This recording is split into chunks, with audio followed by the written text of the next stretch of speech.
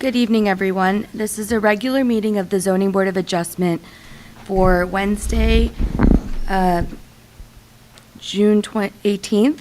Notice has been given in accordance with the Open Public Meetings Act by posting a copy of the notice on the first floor of the municipal building and sending a copy to the Montclair Times, Star Ledger, and Herald News. This is a public hearing in which any members of the public are welcome to attend. The meeting agenda is available on the Montclair website, as is a link to the Township's YouTube channel where the hearing can be viewed live or after the fact. The hearing is also being televised on Channel 34. And I will call the roll. Chair Harrison. Here. Vice Chair McCullough. Here. Mr. Caulfield. Here. Mr. Church. Here. Ms. Harris. Here. Mr. Moore is not present. Mr. Simon. Here. Mr. Vera is not present. Ms. Grant. Here. Mr. Griffith. Here. Mr. Cruz is not present, and Mr. Sullivan. Here. All right, thank you. Do you want to announce the postponements? Yes. So, application number 2935 for applicant Kirsten Anderson and C. Nwagbara for 2 Woodmont Road has been postponed to July 23rd, 2005. They will redo the notice to the newspaper, but not to their neighboring properties. And for... That's the July 23, 2025 meeting, right? Yes. And then hearing for application 2936 has been postponed to July 23rd, 2005. That is the application for 21 Vera Place for applicant Shaina Fishkind. And again, they will not do the mailing to their neighboring properties, but they will do the newspaper publication for the July 23rd date, Okay, And that's also 2025, right? 2025. Yes, sorry. So if anyone is here for either the application on 2 Woodmont Road or 21 Vera Place, they'll be heard on July 23rd, 2025. You will not get any new mail notice. There will be new newspaper notice. So if you're here for those, we'll see you on July 23rd. We have the minutes of the June 4th meeting. I just have a couple of corrections. On page 2, line 46, just so it's clear, after great-grandson, put of Howard Van Vleck. And then on page 3, line 71, put his partner Lisa Webb, so it's clear when we're referring to the Webbs above that, why they're coming to the festivities. And then on page 4, line 121, instead of testified, put made a statement. And then on line 123, after notice, replace he with his client. Anyone else with any changes to the minutes? If not, someone want to move the minutes with those changes? So moved. Second. All in favor, say aye. Aye. Any opposed? Any abstentions? Abstention. Okay, and then we have the resolution for the property at 21 Van Vleck Street. A revised resolution was handed out this evening. I don't have any changes to the revised resolution. Does anyone else have any changes?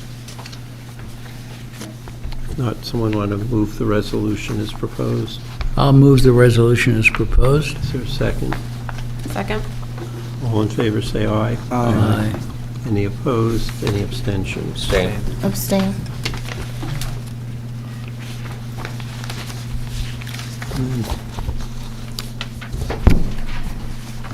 I don't have the notice for the... Yeah.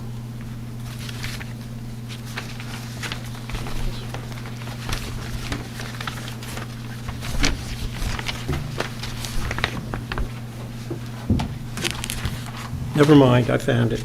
Just for the wrong file. First application is that of the Montclair History Center for property at 110 Orange Road. It's an application for variance is to erect a post-mounted historic marker sign on the property. The property is located in the R11 Family Zone District and is designated on the township tax maps as Lot 12 and Block 1304. Variances are requested from Montclair Code Section 347-109.1B to permit a historic marker sign mounted 6.5 feet above grade where 6 feet is the maximum height permitted, and from Montclair Code Section 347-109.1D to permit a historic marker sign measuring 8.5 square feet where 2 square feet is the maximum permitted size. Is the notice in order? Yes.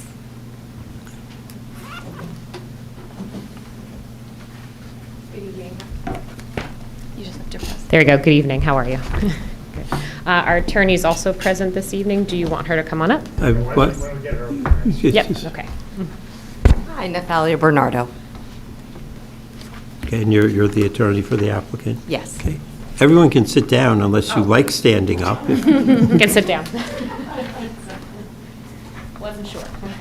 Okay, I'm going to swear you in. So would you raise your right hand? Do you swear to tell the truth in the matter pending before the board? Yes. Would you state your name and address? Angelica Diggs, and it's 110 Orange Road, Montclair, New Jersey. Okay, and I'm going to swear in Zanab also. Would you raise your right hand with respect to the 3 applications we're going to hear tonight?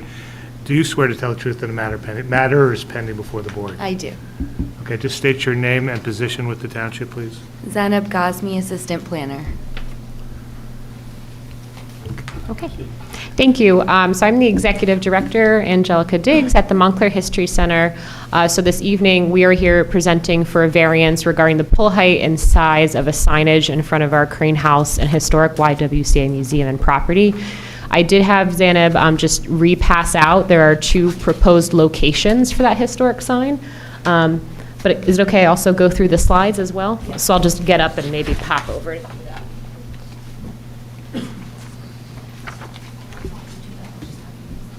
Oh, thank you.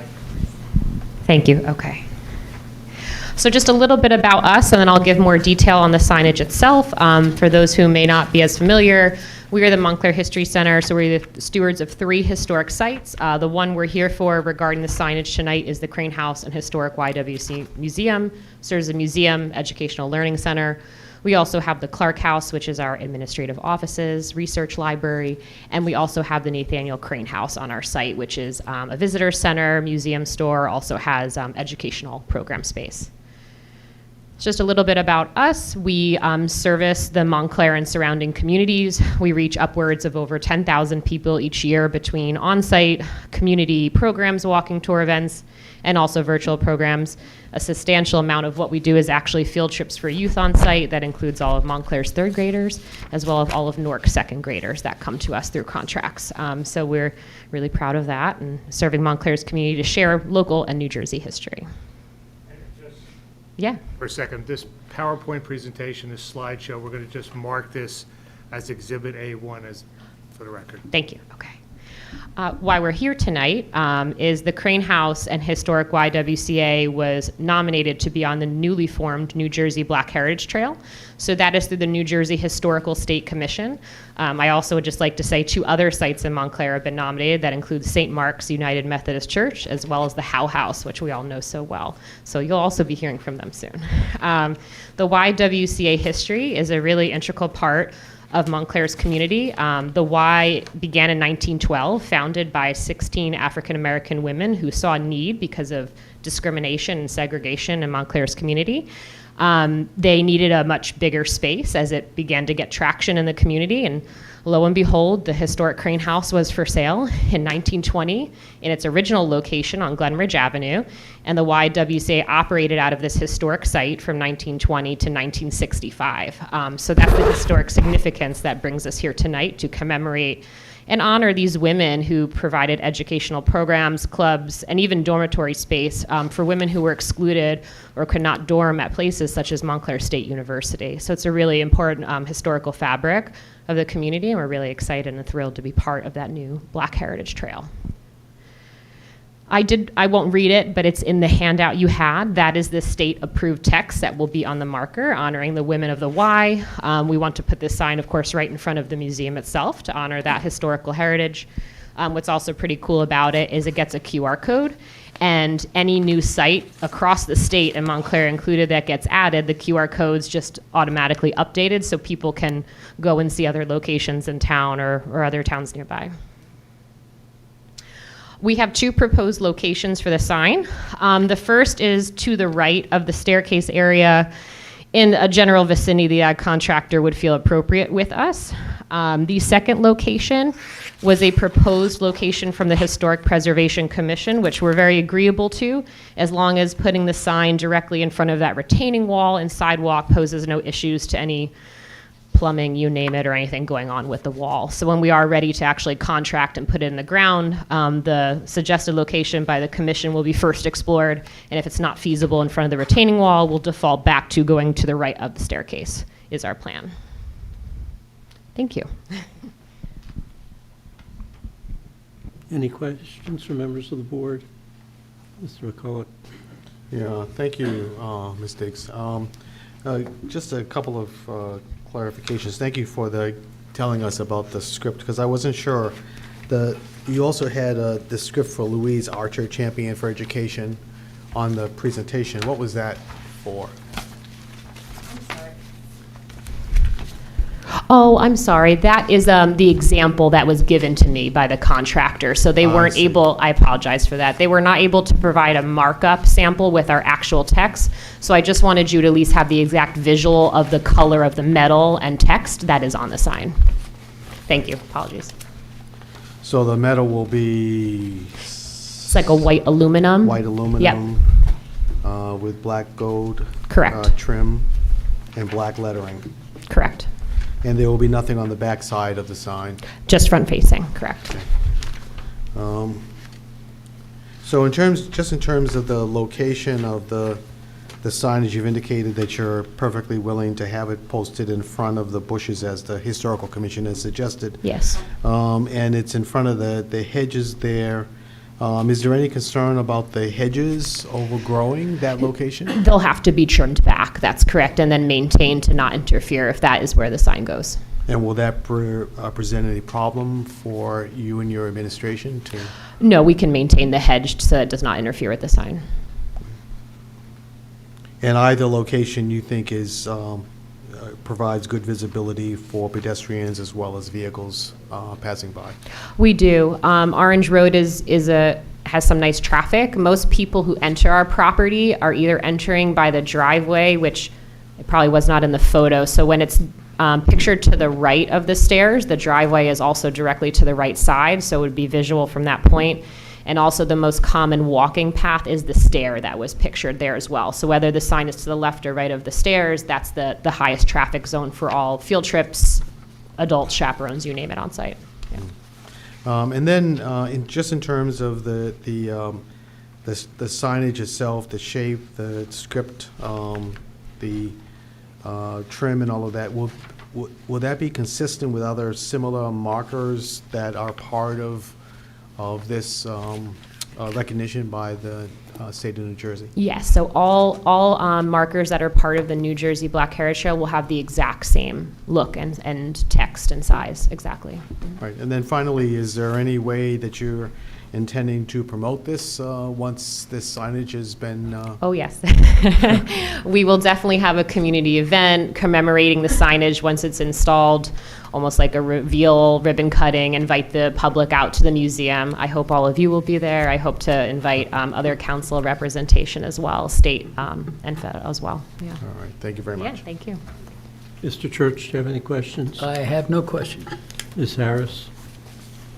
Just one, the proposed mounting, is that also a standard for this trail, or is that Yes. site-specific? The size requirements are coming from the contractor of the state. Okay, and that's the height of the pole?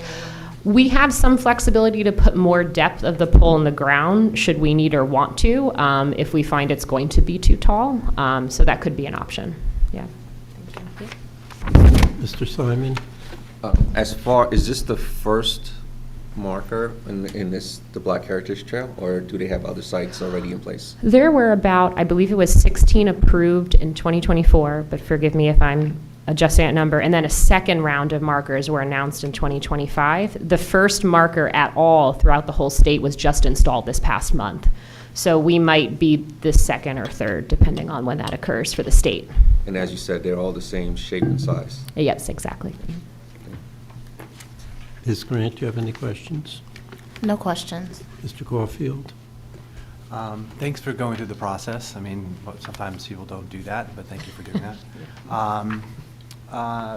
I like the sign with the original next to it, not necessarily right by the stairs, but whatever goes in that. But thank you. Thank you. Mr. Griffith? Do you have any questions? Is this sign the height and size of it, the standard size, or is it an exception to the standard size? That's the standard size for this heritage trail. I can't speak to other state trail or historic markers around the state comparatively. I mean, they sound standard to me from what I've seen in other townships. It's complying with the town standards. Oh, town standards, yes, but we're here for the variance because it is above the height requirement. That's What it. is the height requirement? 6 What foot. is the variance you're, Oh, 6 foot, and we're going to be, it looks like probably about 6 inches above that, I think. it says 7 foot on it? Pole height 7 foot? I Oh. guess that's the top of the sign? Because there's the pole, it's the bottom of the sign. So the pole itself is 7, so 2 to 3 will go on the ground, and then the additional of the plaque itself on top of that. Okay, Yeah. great. That's, I didn't count the ground part. Oh. Sorry. I've forgotten many times too. So. So, two things. I mean, it seems big to me personally, but it's standard for the sign type that you're doing. So, Right. you know, I should get over that. It seems tall to me. Like if I'm standing there trying to read it, it seems kind of taller than I want it to be and a little out of reach for the younger people. Have you considered having it lower? Why is it so high? I was going by the recommendations of the state that said approximately 2 to 3 feet of the pole would go into the ground, but it sounds like we have the flexibility to determine if 3 feet or more needs to go into the ground to lower the actual height of the sign itself. Yeah, I would. So the average, say, eye level is about 5'6". Right. And I'd put that about the, I don't know, middle or the bottom third of the sign and make it comfortable for people to read. The sign, the length of the pole shouldn't determine where the sign goes. Right, I think we'll have the flexibility to go further into the ground, right, to get the appropriate height.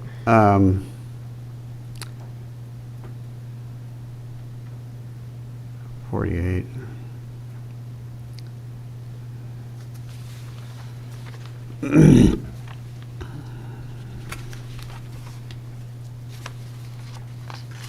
So the other thing is, it's very close to the sidewalk physically, front to back.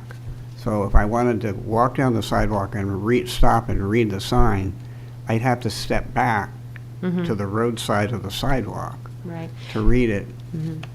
That was why our preference was to the right of the staircase originally, because I was a bit worried with the retaining wall. It's going to just be too close for someone passing by. So I want to, of course, honor the Historic Preservation Commission's suggestion, but if we do feel with a contractor it's going to be too tall and hard to read from the sidewalk, then we're going to want to default back to that proposed one location, and we can have more room on that grass area to go back further. Unfortunately, the whole front of the property has that same retaining wall all the way across the front. I'd suggest you put it 18 inches back from the sidewalk, center of pole, as just a comfortable distance. Right. And the height, I'm sorry, 66.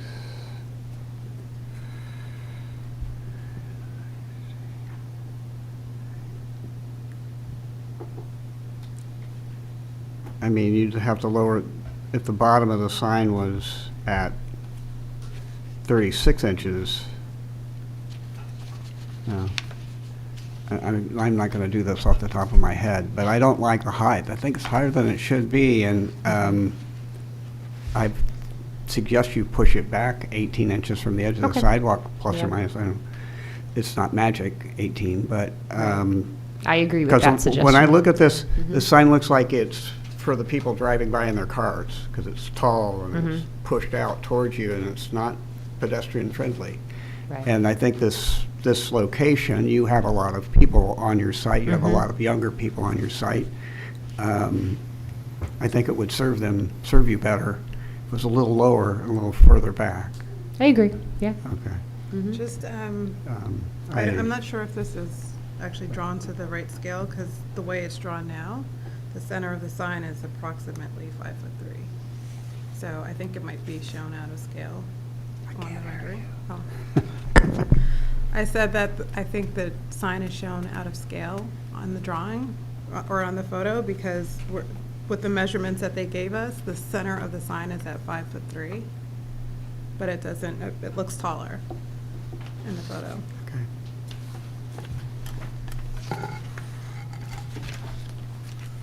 Thank you. Okay.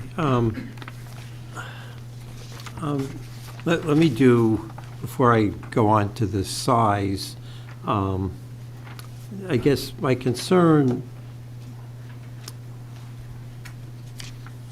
before I go even there, so we previously approved the new driveways going in, which are going to be, I assume, somewhat closer to the sign than the current driveway is, just because you have an in and an out, basically, correct? You mean from the previous ADA project? Is that what you're referring Yeah. to? Yes, yeah, so that project is, part phase, that project is not underway. I observed that. Yes. We have almost completed the whole exterior of the Clark House, so I encourage you to come see that as well. So we recognized that with the reality that the driveway project is something that might not come to fruition due to the increased costs that have happened that we're now facing.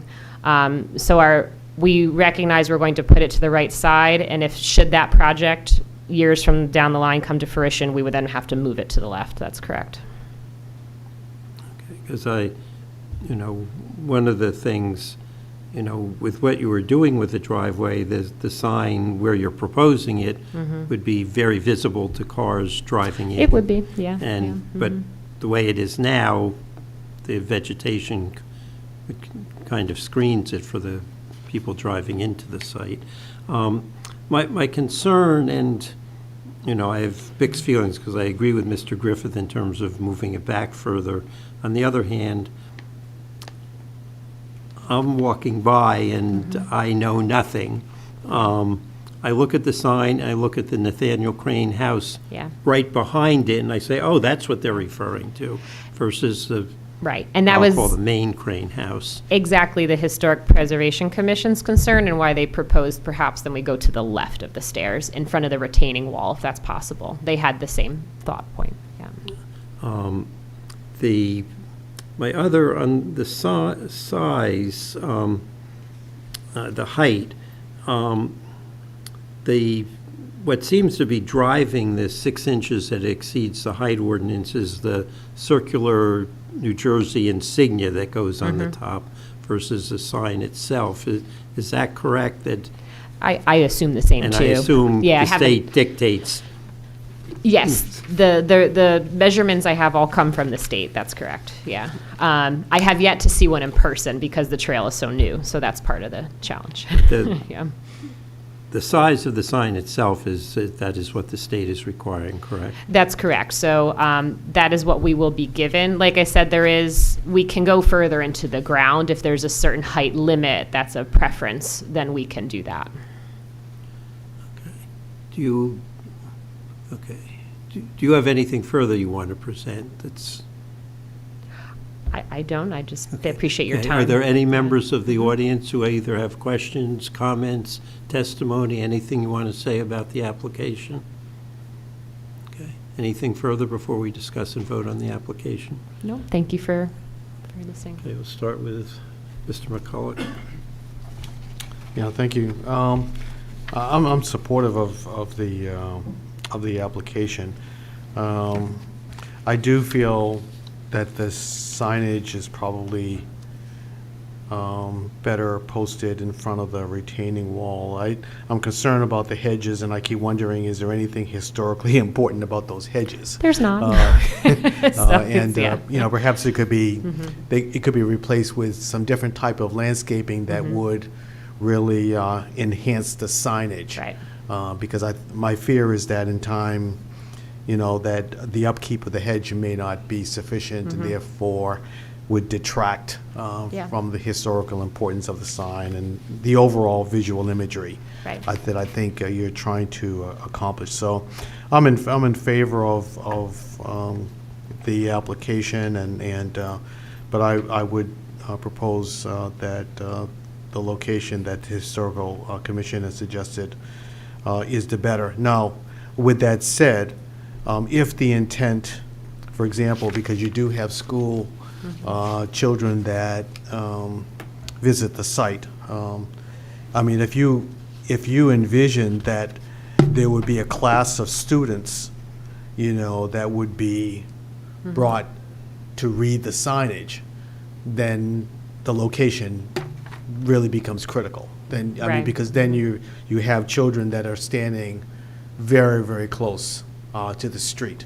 And so in that particular case, if that is a reality that you foresee, then I would be in favor of the other location that you originally proposed and moving the sign further back so that when school children are gathered, they're actually on the lawn and not on the sidewalk and in any potential pedestrian danger. Those would be my comments.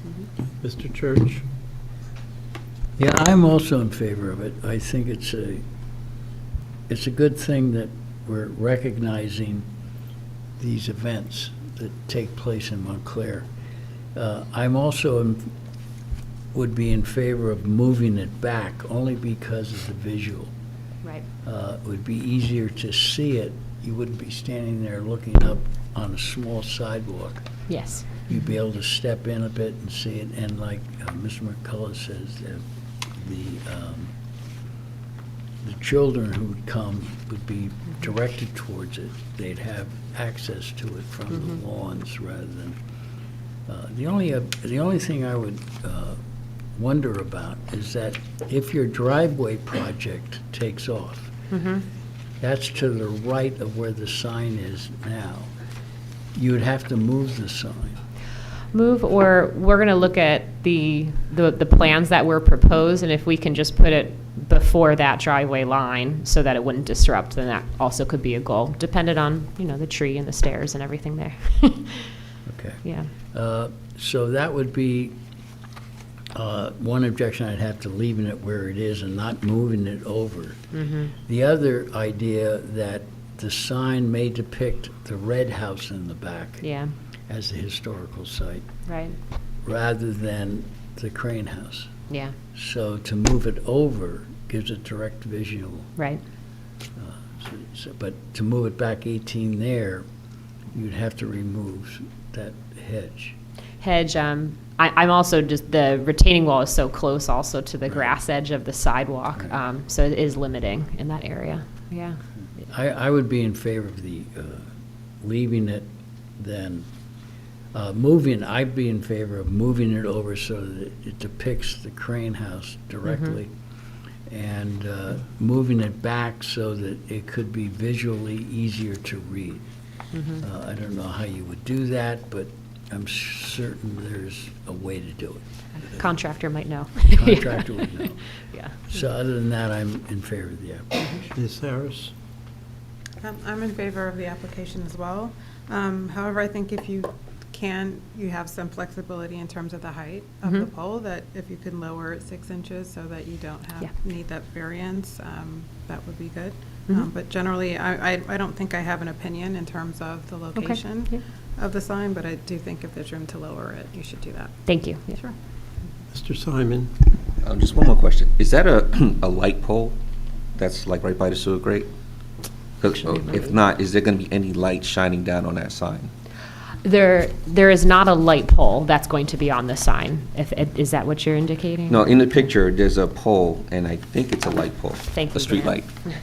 I forgot to bring my own. And I said, in combination of what others have said, that if it's very close to the sidewalk and it's low, I can see some of our taller residents bumping into it at night, you know, especially if it's, you know, at the 6 feet and it's that Yeah. size. Right. So if that is a light pole, then I have no issue, but either way, I think it should, my main concern is just it being too close to the sidewalk and not visible off hours. Right. But And- otherwise, I'm in favor. And when you say too close, do you mean on the left side by the retaining wall? Either side, Either side, wherever it is, okay. it's gonna be close. So I can see somebody riding a bike Right, or okay. walking by and just clang. Absolutely. I would agree. So, thank you. Yeah. And I do not know for certain it's a light pole, but from the picture, it does seem it is. I will go check. Yeah. Ms. Grant? I I like the suggested location by the commission. I think the height, I think probably lowering it 6 inches like that was suggested is good.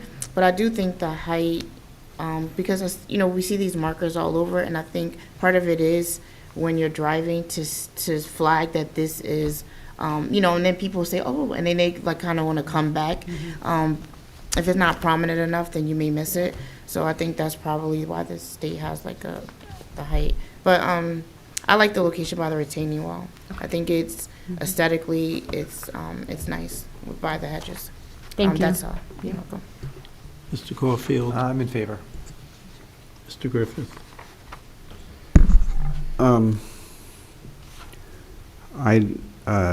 Both locations have pros and cons. You know, I don't have an opinion.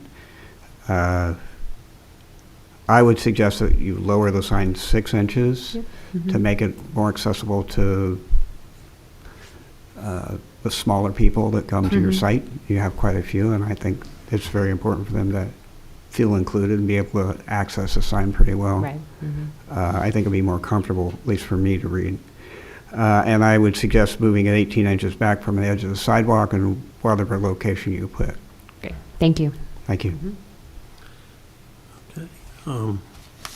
Before I go off on this tangent we've been discussing, I have no problem with the size variance for the sign.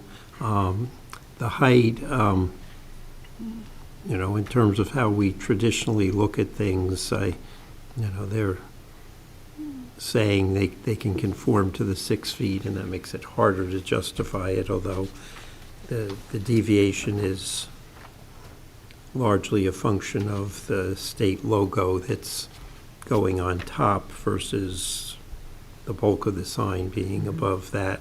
The location, you know, I'm concerned, as I said, and I don't know to what extent it's really our issue other than we are supposed to be guided by the recommendations of the Historic Preservation Commission. It's, you know, the text doesn't really give you any indication as to what building you're talking about. Right. And if, as I said before, looking at it, I see the sign, I see the Nathaniel Crane House directly behind it, and I say, oh, Right. you know, how'd they make do on such a small building? And well, I was here both when it was used as the YW and when it was moved, and you folks took it over.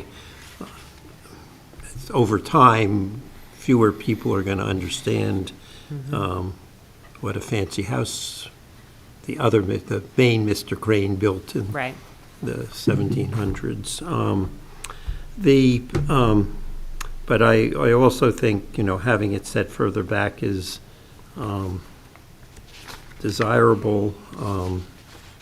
The tree roots, you know, I think the ideal location would be behind, so you could stand on the stairs and see the sign, but I suspect the tree roots there probably preclude that, just looking at it both in person and Right. so, okay. And, okay. So someone do you want to discuss this further? We're kind of somewhat diverse views, though all supportive of the sign. Are there any requirements, restrictions onto how close to the sidewalk it can be? Any signage? No. Nothing, okay. And our resolution doesn't have to address the location of the sign specifically, does it? 'Cause neither of the variances address the location, the Yeah, I mean, you specific could make it a location. condition to be set back a certain distance if you chose to do that. Well, I mean, whether it's in front of the retaining wall or to the other side of the stair. Well, I think you should, indicate where the location is.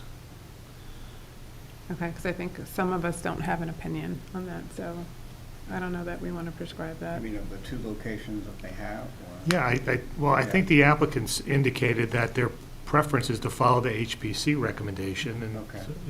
but they also said that in the event there's some reason it can't be placed there, that they want to use the other location as a default.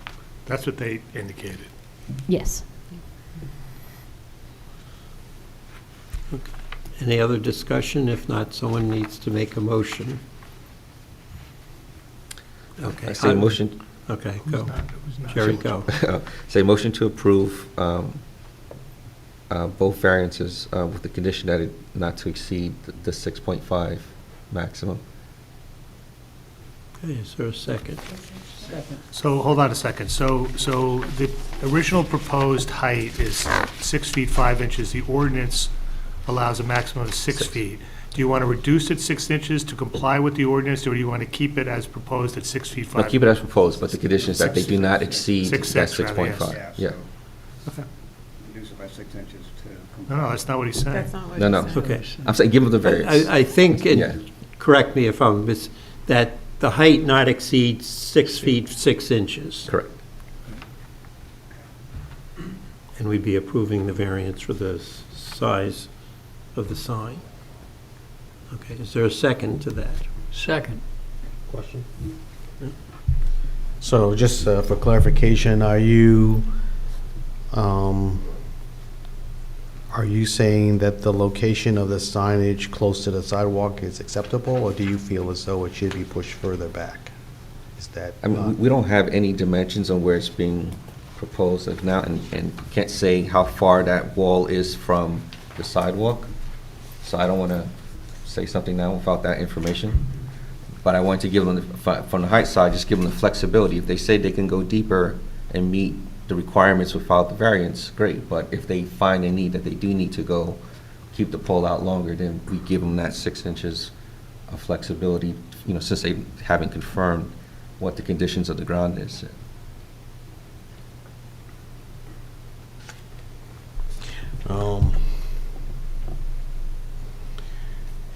Yeah, I was just trying to think about how we could help them in their decision-making to make sure that wherever they actually place the sign does accommodate the ability to safely use it as an educational Yeah. vehicle. So for let me, children. one That's- question, sorry. Yeah. The sign is intended to be flat. It's not going to be at an angle facing one direction. Correct. We or the want it other. flat facing the street and sidewalk area. Yes. But I think we can say that the sign needs to be set back a minimum of 18 inches from the sidewalk. Yeah. Because it looks like the retaining wall might be 3 or 4 feet from that sidewalk. It should be able to make it, should be, there be no other issue with retaining wall. I'd like to see that included in the, So want to add that condition? yeah. Okay. So, So Mr. Simon, you're acceptable? approve as, and with the condition that the pole be mounted at a minimum of 18 inches from the edge of the sidewalk.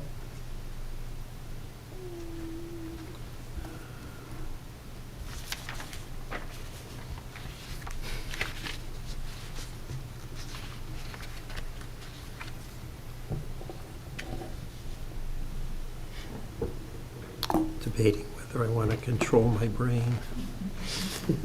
Can't help you there. Do you know where the property line is in relationship to the sidewalk? I can't say that for certain. You mean as if we don't own that part in front of the retaining wall? Is that the concern? Now, it's easier to give a dimension from the property Oh. line. Oh, okay. I can certainly follow up with that, but I don't have that tonight. Yeah.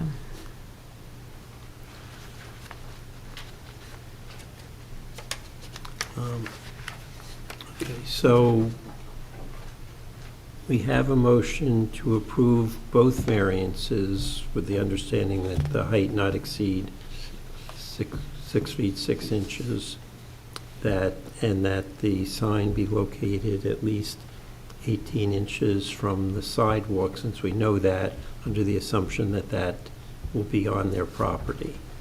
And if not, they locate it so the sign, so it is on their property. Okay. Does someone want to second that motion since it was revised, since Mr. Simon made it? I'll second that motion. And that's leaving them the choice of where they put the sign.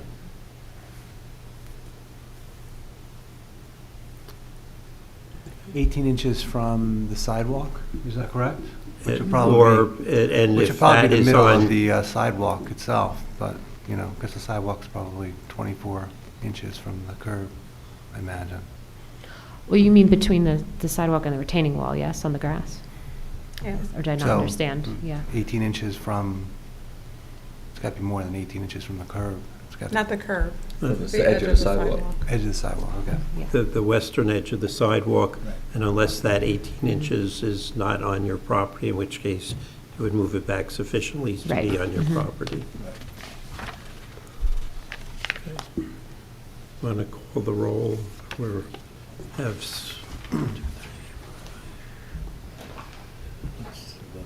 you're getting to abstain. If I'm counting correctly, you're getting to abstain. Yes. Yes. Chair Harrison, Yes. Vice Chair McCullough, Yes. Mr. Caulfield, Yes. Mr. Church, Yes. Ms. Harris, Yes. Mr. Simon, Yes. Ms. Grant. Yes. All right, all Okay, in the favor? application's approved. Thank you all so much. I'm gonna-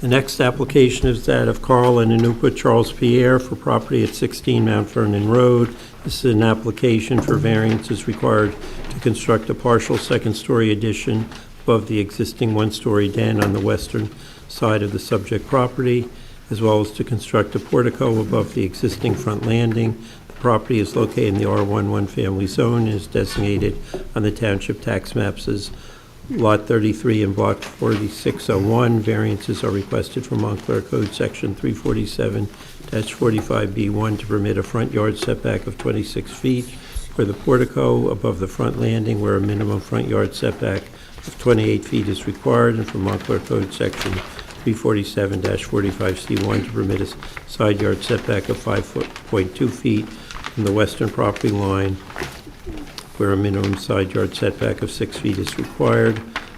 Variance is also requested from Montclair Code Section 347-45C4A to permit the widening of a second floor to match the existing width of the first floor, which exceeds 65% of the lot width. Our taxes paid, and it's a notice in order. Yes, they are.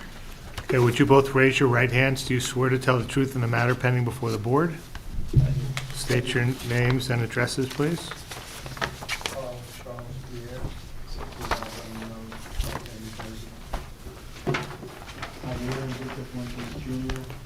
Sorry, Javier Enrique Fuentes Jr. I'm the architect, and 422 Woodland Ave, Roselle Park, New Jersey, 07204. Mr. Fuentes, you're an architect, registered architect of the state of New Jersey, is that correct? That's correct. Your license is in good standing? It is. Thank you. Thank you. Okay, proceed and tell us what you want to do and why. Thank you so much. I'm just going to stand up so I can.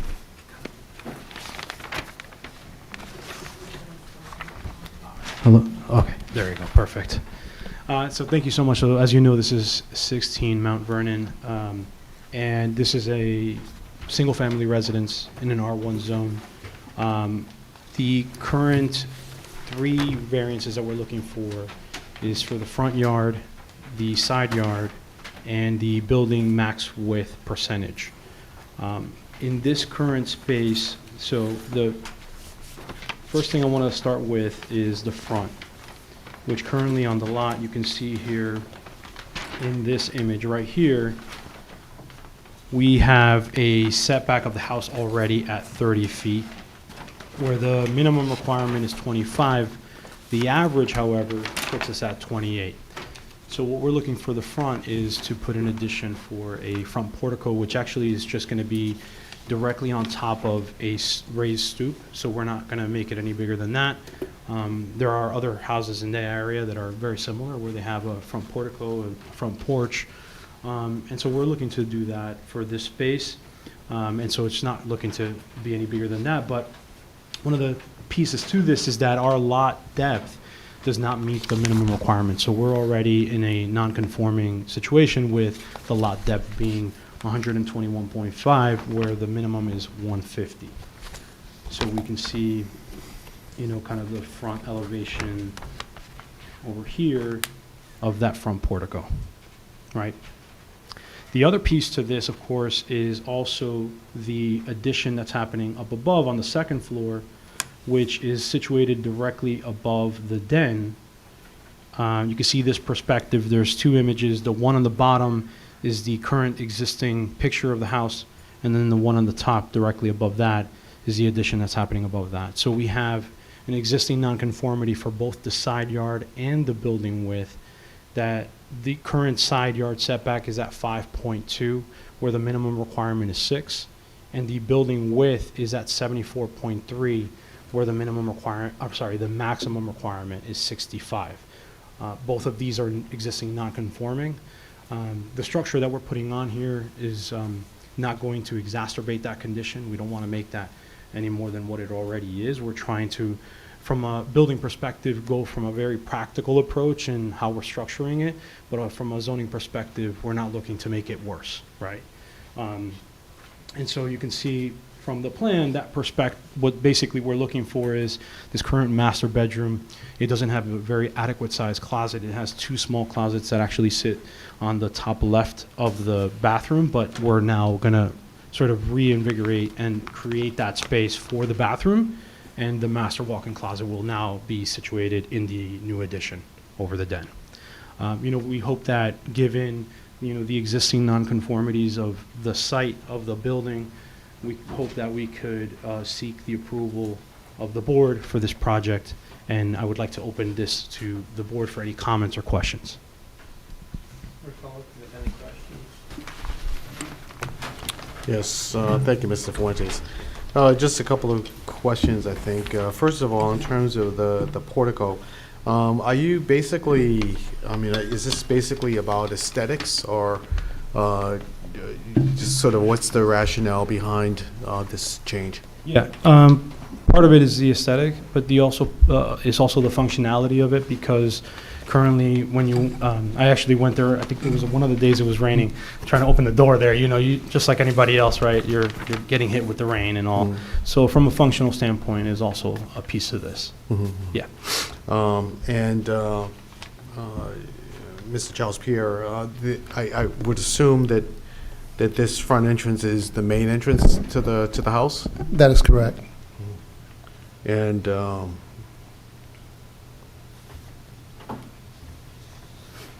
so is it your sense that this portico would not only provide additional protection from the weather, but also privacy in terms of entrance into the house itself? Not necessarily. The primary driver is what Javier just alluded to, which is the aesthetic appeal, but also the protection from the elements. If you have packagings, for instance, that get delivered there on rainy days, those packages are soaked. And I think this would provide, with the proliferation of Amazon, I think everyone could appreciate a little bit of protection from the elements, because our packages, we've come home before to soak packages. So it's really the practicality of it. Great. So then in terms of the addition that you're proposing over the den, take us into the thinking behind that. Obviously, you've decided to do the addition strictly over the den as opposed to that entire side of the house. So just sort of tell us in terms of the thought processes that went into what is actually being proposed. Yeah, certainly. So, one of the things is that, this is on the second floor, right? And so from a structural perspective, we want to make sure that, looking at where the location is works not just for the function of the room, but also that we can also think about, well, there are some elements to the house that are already there that we could use. So building to the outside wall, is the most structurally most practical and most functional way to do it. And it works really, really well with the current layout because of the way that the bedroom is situated. So I think given that it's off to the side, the bedroom is off to one side, we were able to take advantage of that space directly over the den. And it doesn't detriment in any way the light that enters the space. So it felt like it was a really good approach for all intents and purposes. And this would have, would this have any impact on the den itself in terms of, because obviously I guess you're taking the ceiling off and creating a new, Yeah, correct. Yeah, so we would have to build a new floor directly over that, and that would be, in line with the existing structure. And so the effects to that would be, we would be ripping off the roof. We would have a new addition that sits over that, modification to the framing to make sure that we can support that, and to get the proper roof cover directly over that. So yeah, there would be, and I would assume as well, because of the effects to the ceiling, the lighting would also have to get upgraded in the first, into the den. And the chimney, does it offer a fireplace in the den? No. Okay. Would the addition of the closet have any impact on the chimney itself? The only impact on it is just that it just surrounds it, encloses it. But other than that, there's no grand effect to it. We try to, as much as possible, really think about how that, in the impact itself, it does take up room, but to the chimney itself, it's going to be preserved. So on your drawing, you have, and maybe if you can approach it, where the addition is, and then you have the chimney, and then immediately to the right of the chimney, is that roofing, or what is that? Do you have sort of, looks like roofing tiles or something? I'm not sure what that is. Yeah, sorry, no problem. So what that is what we call is a cricket, and it's basically a small roof that sits adjacent to the roof line. So what happens is, because the roof sheds water off in this direction, we need to make sure that there's a transition piece there, what we call the cricket, to make sure that it can shed off water away before it starts to pool and starts to create any damage to the roof. Oh, I see, okay. Yeah. And then within the peak of the addition itself, is that ventilation? Is that what that is? Yeah, so there's going to be a portion of that that's going to have, a peak to that, and there's going to be from the roof line there to be able to vent it properly. So yes, there'll be a vent above. It would be a passive vent, so it's just an open air vent. So there will be no mechanics up there? No.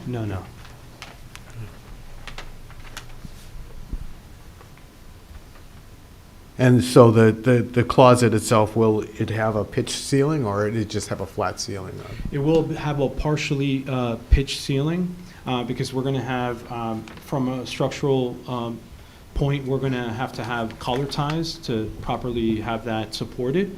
So that's, you're not seeing a section of it, but basically it kind of cuts up this way, comes across, and then it cuts back again. And then currently, the window that is to the left of the chimney, not Yes. The one above it, on the third floor. Oh, yeah. Okay, so currently there is one on the left and one on the right. Is that correct? That's correct. So you're eliminating the one to the right. I am, yes. And will that change the historical nature of this property at all? Not necessarily. I mean, the approach that we're going through with this application, I mean, it's not for one, it's not an historic, but the architectural, at least we're sort of enhancing it from the front. where this existing window really isn't seen in other areas other than up there in the attic. Is that right, Correct. Karl? Yeah, I believe that's correct. What is your intent for the window that you're removing? To remove it and completely seal that opening. But I mean, in terms of the window itself, will you take it and maybe put it in a garage or something like that to preserve it for future owners of the property if they decide they want to do something with it, or have you ever thought about that? Did not think about that, but Okay. certainly open to it if that's something that's done typically, but no, didn't have any intention. I just was wondering, yeah, again, from a historical perspective, Sure, since sure. I it understand the was ask. part of the original house. And Karl, correct me if I'm wrong, one of them, this one, is it the one on the left or the one on the right that's not in good shape? Yeah, it's actually in good shape now. Okay. So we're able to close it now, and then we just have to change one of the glass panes on the one that'll remain. Right, correct, okay. Okay, so we're preserving that one, right? Yep. And we're, perfect. Okay.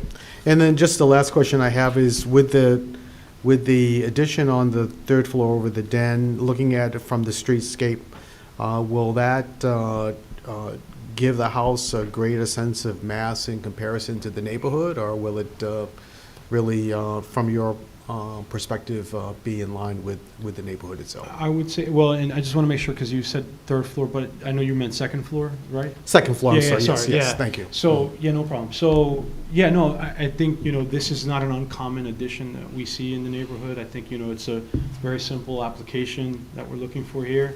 And we feel, it is within the fabric of the neighborhood, the look and style that we feel can fit really well with the home, and it'll further enhance the style.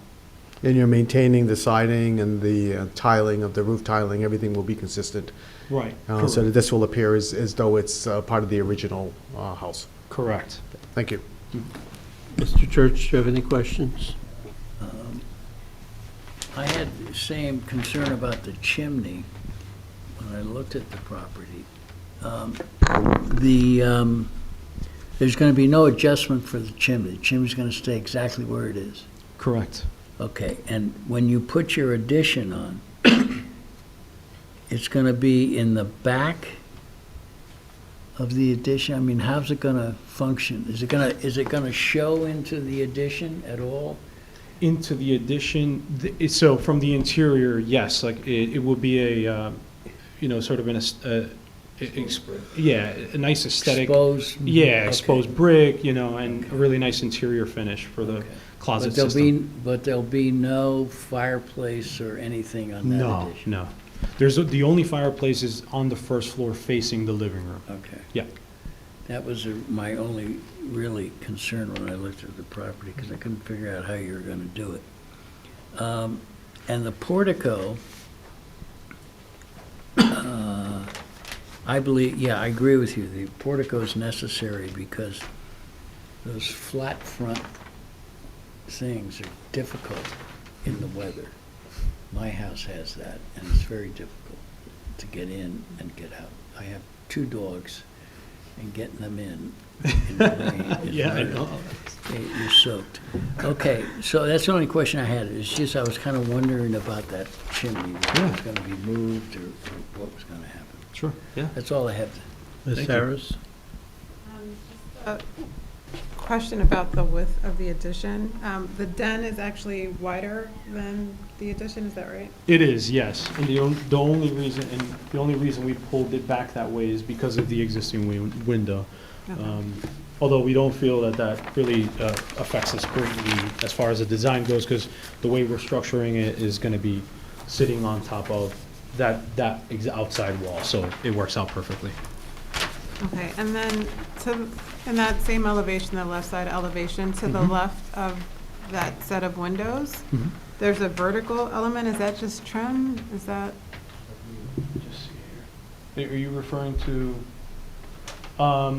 At the den? Oh, this piece right here? Yeah. Oh, so so because there's an existing smaller piece of the roof here, there's going to be a gutter. That position may actually move over a little bit to the right, to the left. But yeah, that's just the gutter line, the downspout, I'm sorry. Okay. Yeah. Thank you. And then all of the trees kind of adjacent to the den, is that on your neighbor's property or is that on your property? Yeah, the The large trees kind of shrubs to the left. to the left, that's Yeah. on the neighbor's property. The taller one that you see, I mean, the perspective is kind of off, but that's really further in the backyard. It's as deep as you can get in the backyard corner. But the shrubbery on the left is on the neighbor's property. Okay, so you really can't see into that property No. from that side of the house? No. Okay. All right. Thank you. You're welcome. Mr. Simon? My only question is for the columns that are going on the portico, those are going on the existing slab, right? You're not extending or pouring new slab for the columns? That's correct, yeah. Other than, of course, like, you know, putting the actual support footing to it, but there's no need for, there's no expanding that. Okay, thank you. Correct, thank you. Ms. Grant, do you have any questions?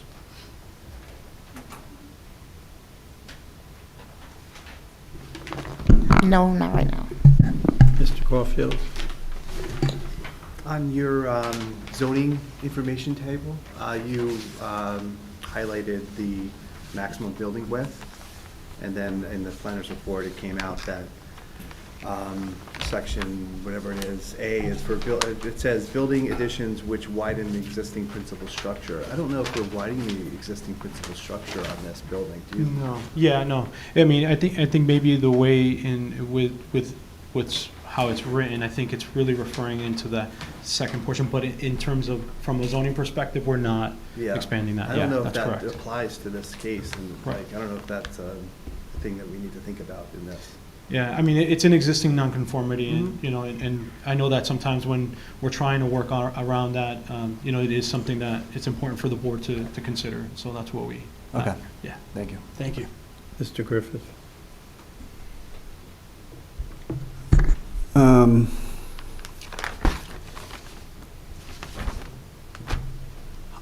I like what you've done.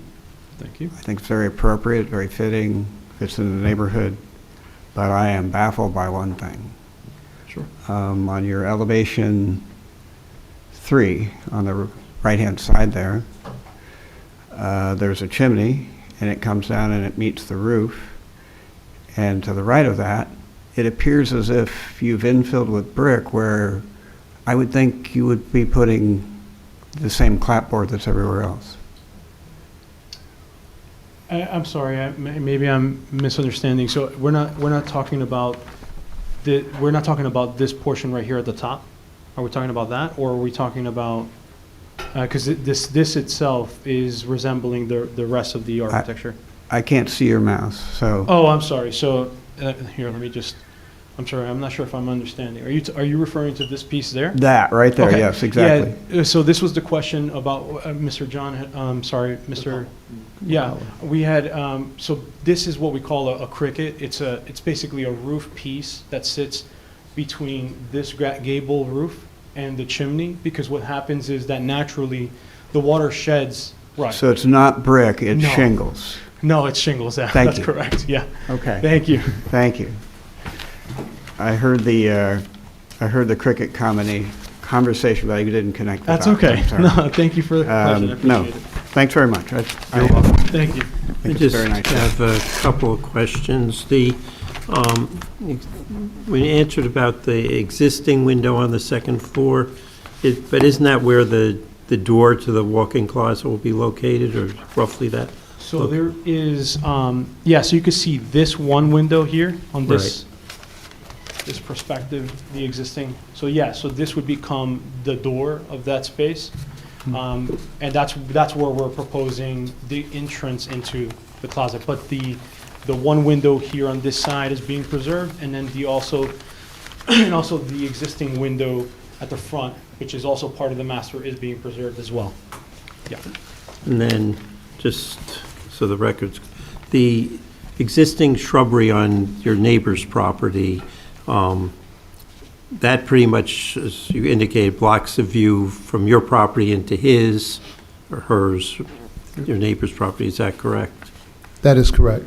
And then their house, there's an area of landscaping, their driveway, and then their house is some distance away from your house, is that correct? Yeah, it's a pretty significant distance away. That's correct. Okay. Any other questions from members of the board? One, if I may. Drainage on this new addition, roof drainage, where are the downspouts? Are they going to be moved to the corner? No, so there's currently one existing right now. Right, I On that got corner, that so we're one. preserving that. We also have then on this side, we're gonna have one downspout going from here that would then shed off, and then it would have another downspout here, which is an existing one now, from this piece of the roof there. And that water would go where? Well, currently, I wanna say. Into the ground or? In the connection to, is that to in the ground? It's or- in the ground. It is in the It ground, is in the ground, okay. yep. It's So an we would in-ground. preserve that. Okay, Yeah. thank you. Yeah, thank you. Any other questions from members of the board? Ms. Grant? I had a question for Mr. Charles-Pierre. How long have you lived in your home? This is our 7th year. Thank Okay. Are there any members of the audience who have questions or statements, whatever? Okay, come up to the microphone on the podium and Oh, I'm sorry. Would you raise your right hand? Do you swear to tell the truth in the matter pending before the board? I do. State your name and address. Daniel Flynn, 15 Chester Road. All right, so members of the board, my name is Daniel Flynn. I live at 15 Chester Road, directly behind the Charles-Pierre property at 16 Mount Vernon. While I respect Karl and Anupa's desire to improve their home, I respectfully oppose their variance request for a second-story addition. The proposal significantly exceeds the guidelines designed to preserve Montclair's suburban character. These guidelines were put in place for good reasons, after long and thoughtful considerations, I have no doubt. And the second floor addition breaches the principal building width limit, expanding to 74.3% of the lot versus the maximum allowed of 65%. This effectively erases over a quarter of the open space that our zoning laws protect. And while the proposed second story aligns with the existing ground floor, the current ground floor dimension shouldn't automatically justify my apologies. The current ground floor dimension shouldn't automatically justify expanding the second level to match. A vertical expansion, such as this, has a much more pronounced impact on neighboring properties through reduced sunlight, altered wind patterns, and diminished privacy. The addition would loom some 20 feet above the fence line that divides our properties. Upholding these zoning limits helps ensure the neighborhood continues to provide the open space and privacy that residents value. I trust the board will carefully weigh in these concerns in your decision, and I urge you to that this application is denied. Thank you for your consideration. Great. Any questions from members of the board? Ms. Harris? Yes, could you just outline your specific objections to how it affects your property? Not just the zoning law, but like how it will personally affect you. Mm-hmm. So effectively, if we're looking out from the back of our house or in our backyard, it would effectively block the view from the backyard. And if the fence that is there gives us privacy because you basically can't see from the ground the current porch area because it's on the ground level. But once that reaches the level that's outlined in the plan, that would be a very different view from our backyard. So it would be fairly disruptive for us. Yeah. Mr. McCullough? Yeah, thank you. Thank you. I'm trying to understand also the view that you have from the back of your house. So when you say that this addition would block the view, how does it block the view? That I just want to understand what you're, because it seems to be so far away from your house. How does it block the view? Well, it's the immediate neighbor behind my property. Right. So there's a So fairly. it's the view of the other side of the streetscape on the other side? Yes. Is that, some that's what sky, you're some referring to? streetscape. Light comes from that angle. But above all, my comment is primarily on upholding the current zoning laws. Yes. And does this, from the perspective of looking through the rear view of your property, does the current structure of 16 Mount Vernon affect the aesthetics of that view from the back of the current building itself? Well, the current building is within the legal limit. I believe it's actually under the 65% width limits. I'm not sure if I understand your question. I'm sorry. I'm just trying to, I guess what I'm trying to understand is that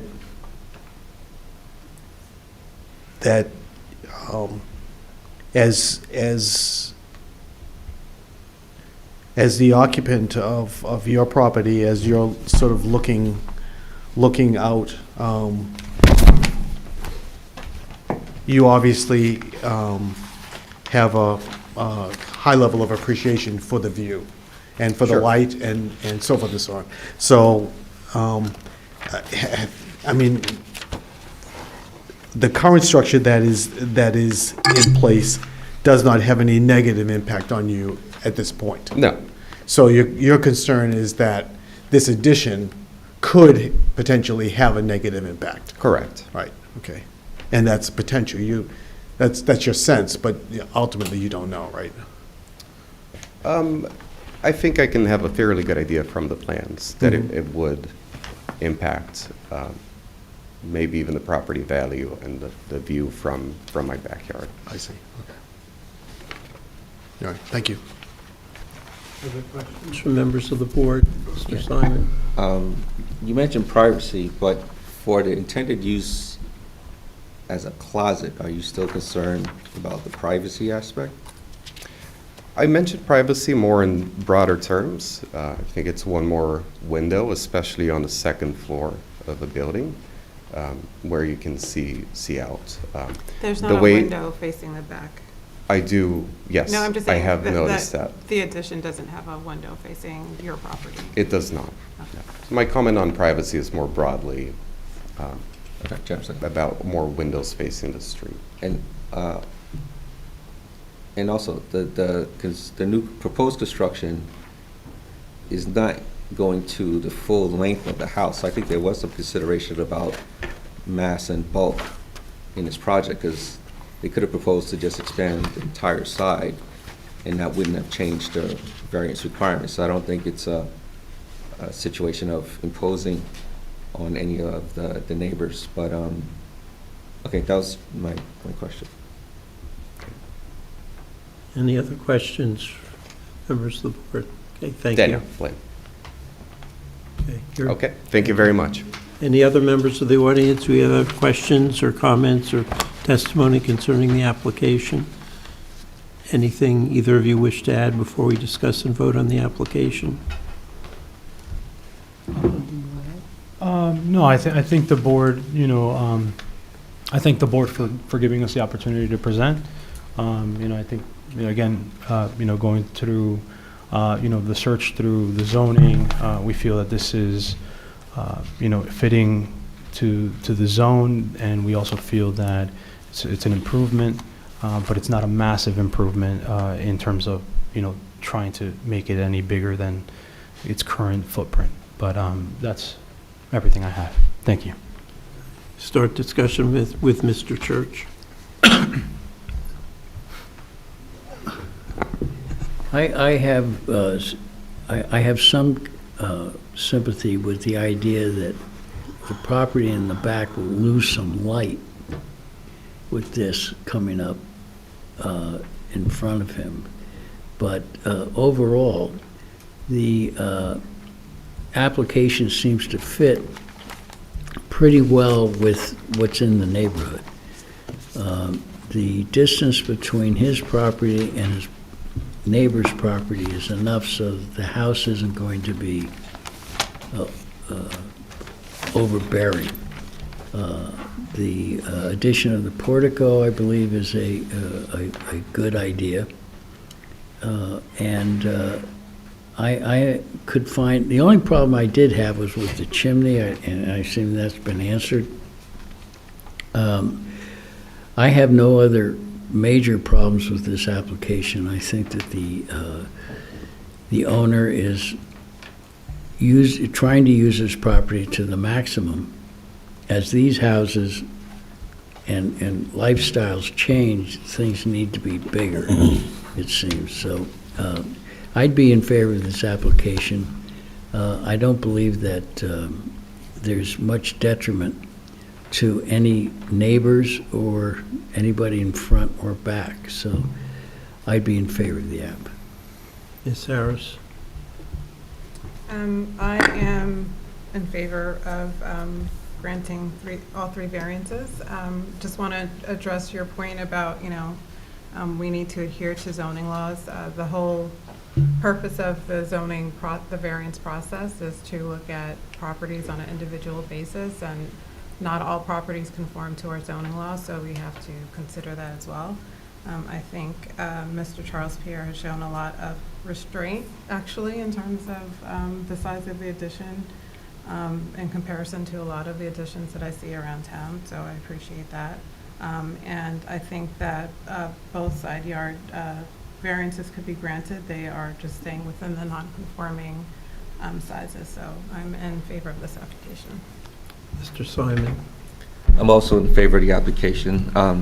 We're seeing more and more of these where people are limited to what they can do with their existing buildings, and the fact that, as my colleague said, the restraint shown by staying within the existing parameters compared to some of the other things that we've seen where people try to build as big and as large as they can.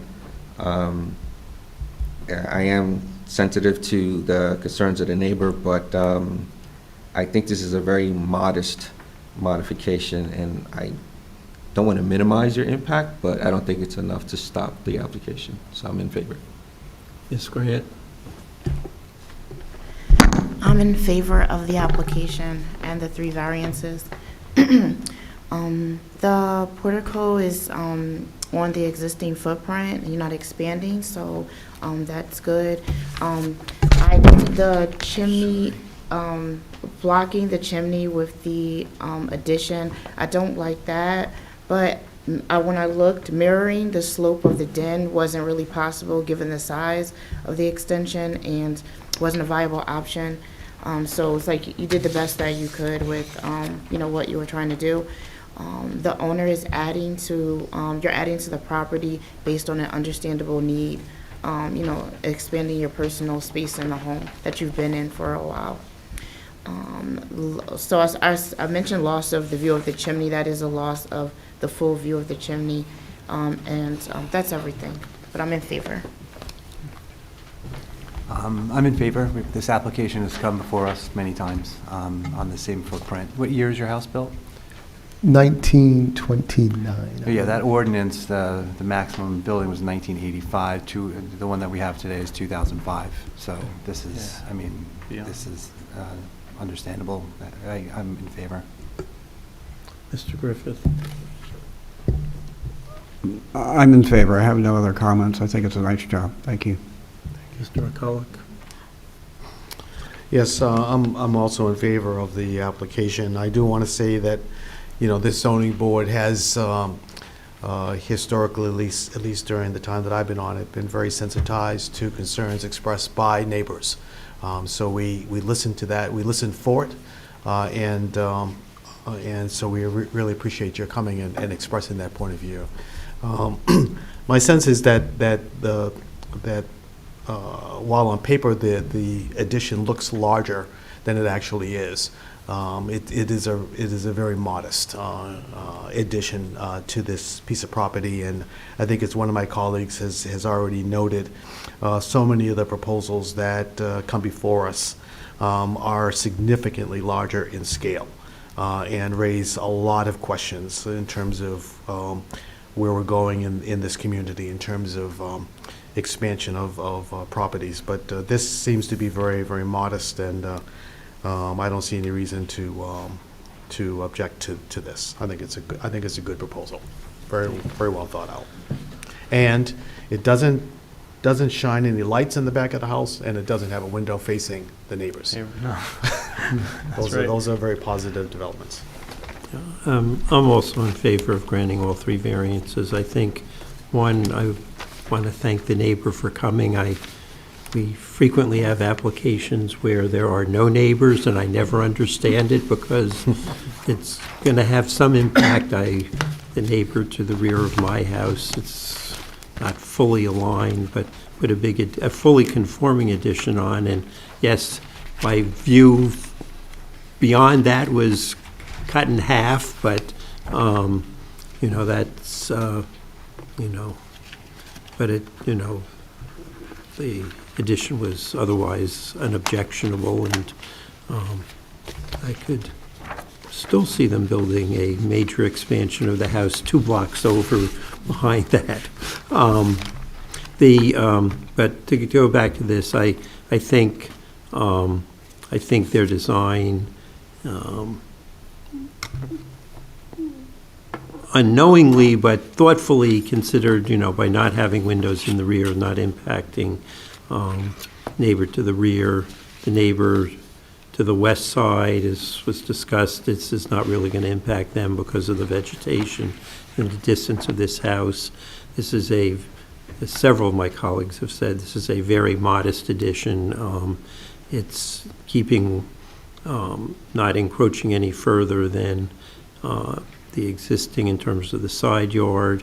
I think the width, the house, which is much bigger than what the addition is, already exceeds the permitted width. I think this small addition is not going to have, and the test is a substantial detriment to the public good or substantial impairment of the zone plan. There is some detriment to the neighbor. He is not going to see quite as much of Mount Vernon Road and beyond as he currently can, but I think that's very limited. So I think that in terms of the portico, it has always fascinated me, the number of houses in town that have no covering in front of their front door, and as pointed out, as deliveries are becoming much more common than they were when I was a kid, it's creates problems, and it's a very small portico they're proposing, so I have no issues. And as was indicated, the drainage is keeping where the drainage is, so there's going to be no impact on any of the neighbors. So I have no conditions that I think are necessary, so unless someone else has conditions, someone want to make a motion? Move the approval of the application. Second? All in favor, say aye. Aye. Aye. Any opposed? Any abstentions? Oh, no, Mr. Okay. Thank you so much. Go proceed. Thank you. Oh.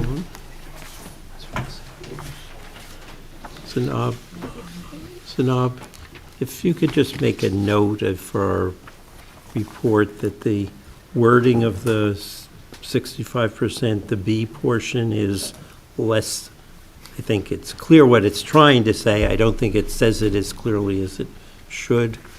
So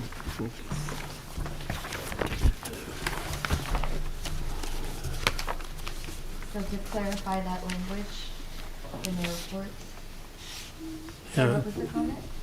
The provision, and I just took out my little marker in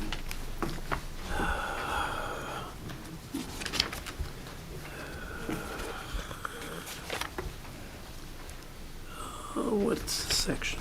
347-45 C4B, concerning the width of the structure, where it says, for building additions which do not widen the existing principal structure, the maximum permitted width shall be applied to the building addition, which a literal reading would say, it's only 15 feet wide, so. Yes, so that was the conversation I had with the zoning officer when I initially said this should be a reference to 45C4B, and he said that's confusing because Yes, of so we that all agree reason. it's confusing, so let's make it unconfusing. Okay, I'll add it to the list. We recommend that it become unconfusing. Sounds great, thank you.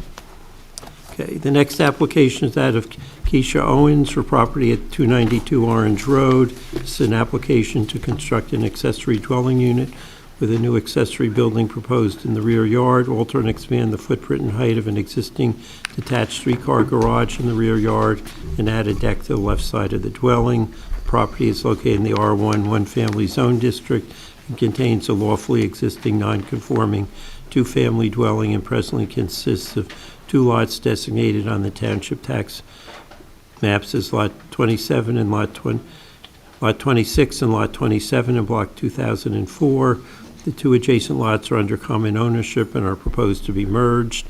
The applicant requests a variance from Montclair Code Section 347-112 as the proposed construction is considered an expansion of a existing non-conforming use of the property.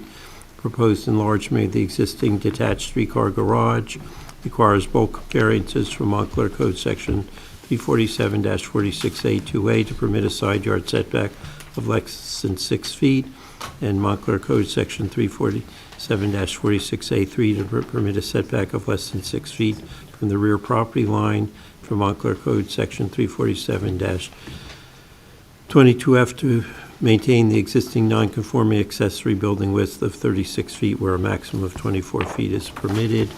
Are taxes paid, and is the notice in order? Yes, they are. Would you raise your right hand? Do you swear to tell the truth in the matter pending before the board? Yes, I do. State your name and address. First name is Oliver. Last name is Young, Y-O-U-N-G. Address is GK&A Architects, 36 Ames, A-M-E-S Avenue in Rutherford, New Jersey. Okay. And Mr. Young, you're a registered architect in the state of New Jersey, is that correct? Yes, I'd be happy to briefly run through my qualifications. Just, if that was a yes and your license is in good standing, I think we're good. It's a yes and a yes. And, you can stand, sit, however you want to do it. If you want to leave the podium and refer to the exhibit, there's a handheld mic, take that. And is that something that we have that's up on the? Yes, so the architectural plans that are on the screen are the ones that were emailed earlier today. But were they handed out then today? So what is handed out is the change from the architectural plan in that exhibit that's on your desk compared to the old one. I also have the older architectural plan I could pull up, so it's current to the ones that you have in the big version. So Well- this plan that's on the screen shows the revisions that are on this handout? Exactly. So it's a different file. I will walk the board through every change that was made. The smaller 11 by 17 exhibit focuses in on the changes we made to bring the accessory dwelling unit back into conformance. And I will explain that as I go into my testimony. Because I had to print it in 11 by 17. Go ahead. Thank you. Good evening, everyone. This project consists of site alterations to the existing residential property located at 292 Orange Road. For reference purposes, 292 is on the west side of Orange Avenue, right before it splits into Orange Road, right before it splits into Orange Road West, sitting just north of the intersection with Cedar Avenue. This is block 2004, lots 26 and 27. Lot 27 is smaller at 5,829 square feet and does not contain any structures. Lot 26 is a larger, almost L-shaped lot wrapping around the smaller lot at 12,535 square feet. Both lots are under common ownership, and as part of our application, we are doing a lot merger for a new combined lot size of 18,364 square feet. The existing dwelling on site is a legal existing non-conforming two-family structure. Apart from the lot merger, which I consider simply the paperwork aspect of the project, there are 3 significant physical alterations taking place on site. Number 1, we are rehabilitating and expanding an existing garage at the rear of the site to modernize it.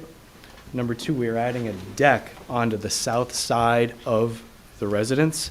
And third, we are adding an accessory dwelling unit at the rearmost portion of the site, southwest corner. You'll see before you this electronic copy of the drawings that were submitted.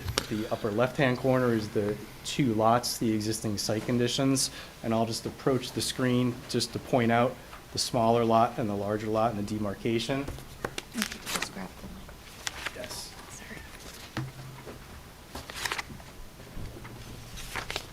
Hello? Okay.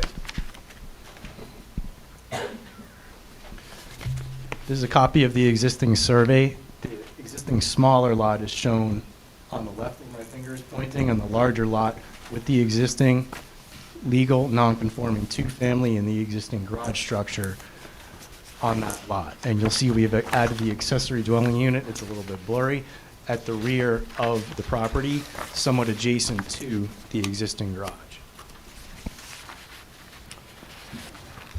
We require 3 bulk variances for the garage itself. Setbacks for both the side and the rear yard, a bulk variance for the garage width, and in addition to those 3 bulk variances, we are before the zoning board tonight for a use variance that's triggered by the accessory dwelling unit. The accessory dwelling unit is a permitted accessory use in this zone, and we comply with all the requirements of the accessory dwelling unit ordinance. However, because the underlying existing use is a non-conforming 2-family in a 1-family zone, the addition of the ADU triggers an expansion of the existing non-conforming use, hence our appearance before the zoning board this evening. I'm going to walk the board through a brief summary of each site alteration taking place, and I'm going to start with the garage. The existing garage bays are not currently wide enough for modern vehicles, and it is somewhat L-shaped. The garage has also previously sustained damage by a tree in a storm, which affected some of the walls and the roof of the structure. We're simply looking to square the garage off, and by doing so, it will increase the bay size to update its use to accommodate modern vehicles. We are proposing to match the existing garage width at 36 foot wide by 19 foot 9 inches deep with this squaring off.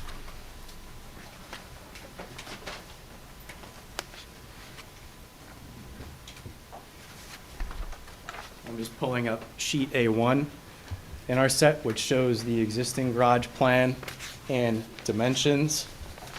The existing plan being in the middle of the page, left-hand side, the proposed plan on the right-hand side. You'll see how we're taking that appendage and squaring that off and widening the bays. However, since the existing garage is 36 feet, the permitted width of a garage per ordinance is 24 feet. So by building out that L, we trigger 1 variance. There's also 2 setback variance requirements here. The side yard setback is permitted to be 6 feet. However, we have an existing 2-foot setback that we would like to reutilize.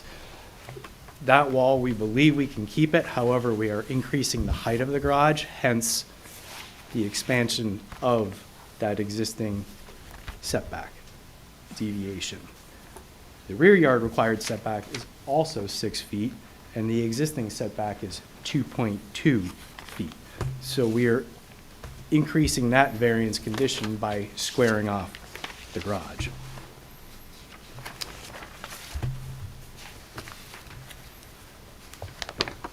The second physical alteration we are making to the existing structures on site has to do with the legal non-conforming two-family structure. We're adding a deck onto the south side of the property, and the south side is the side of the structure that faces the other lot, which is simply open space right now. I will point out that no bulk variances are required for this deck.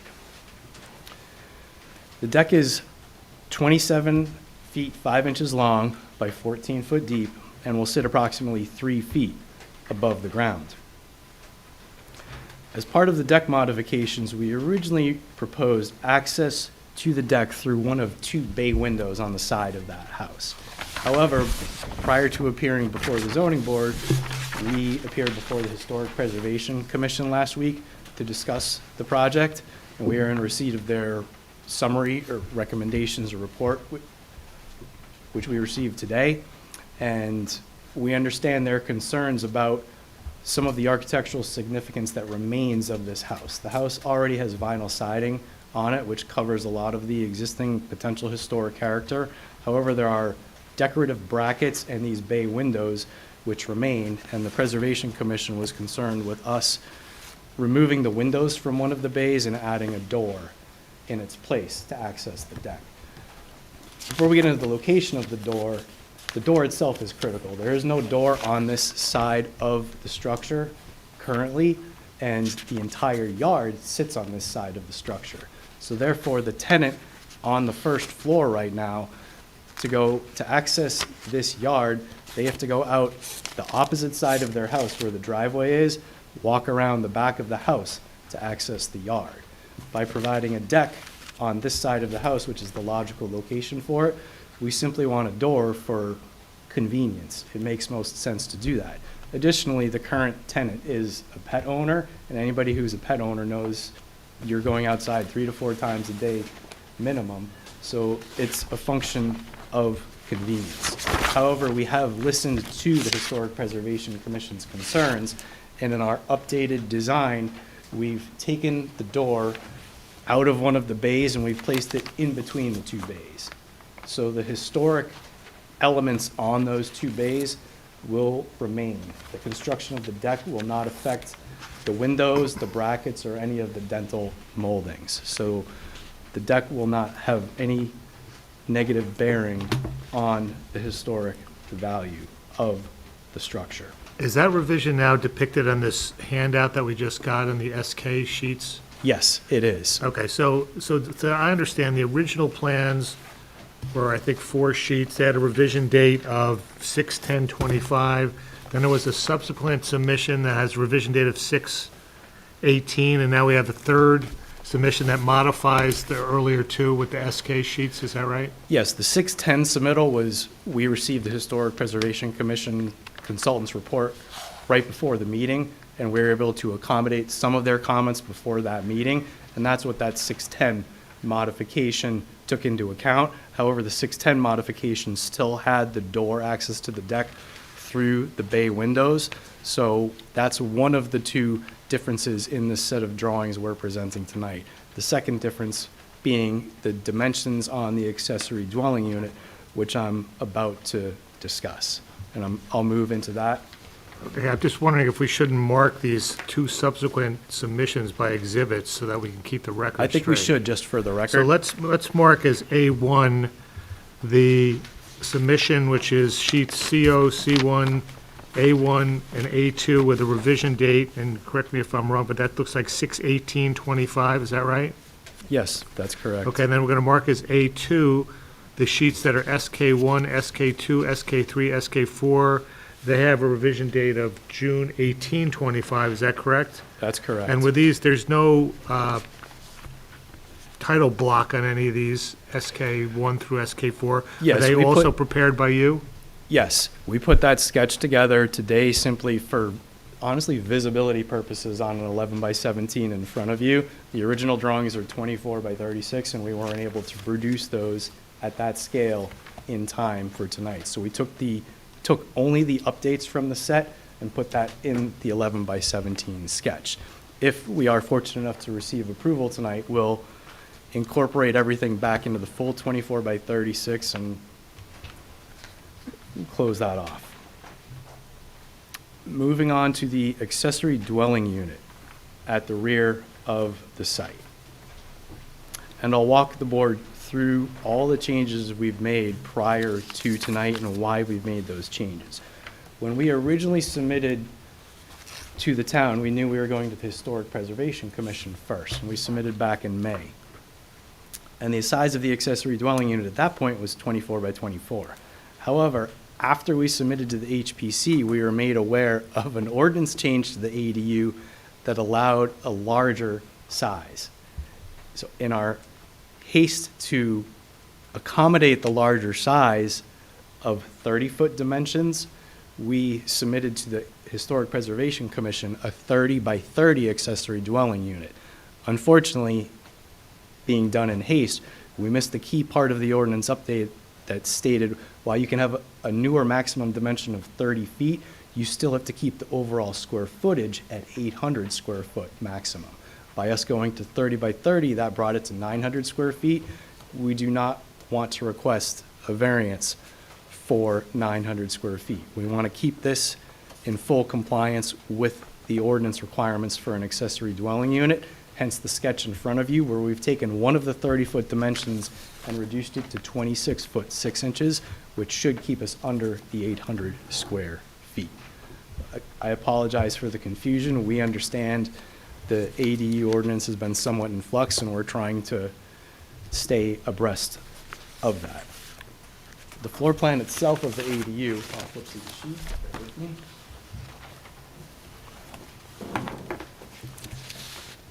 It contains an open living, dining, kitchen space, and then we have a bedroom and a bathroom. We also have a small upper level, which is intended as a storage, office, or study space.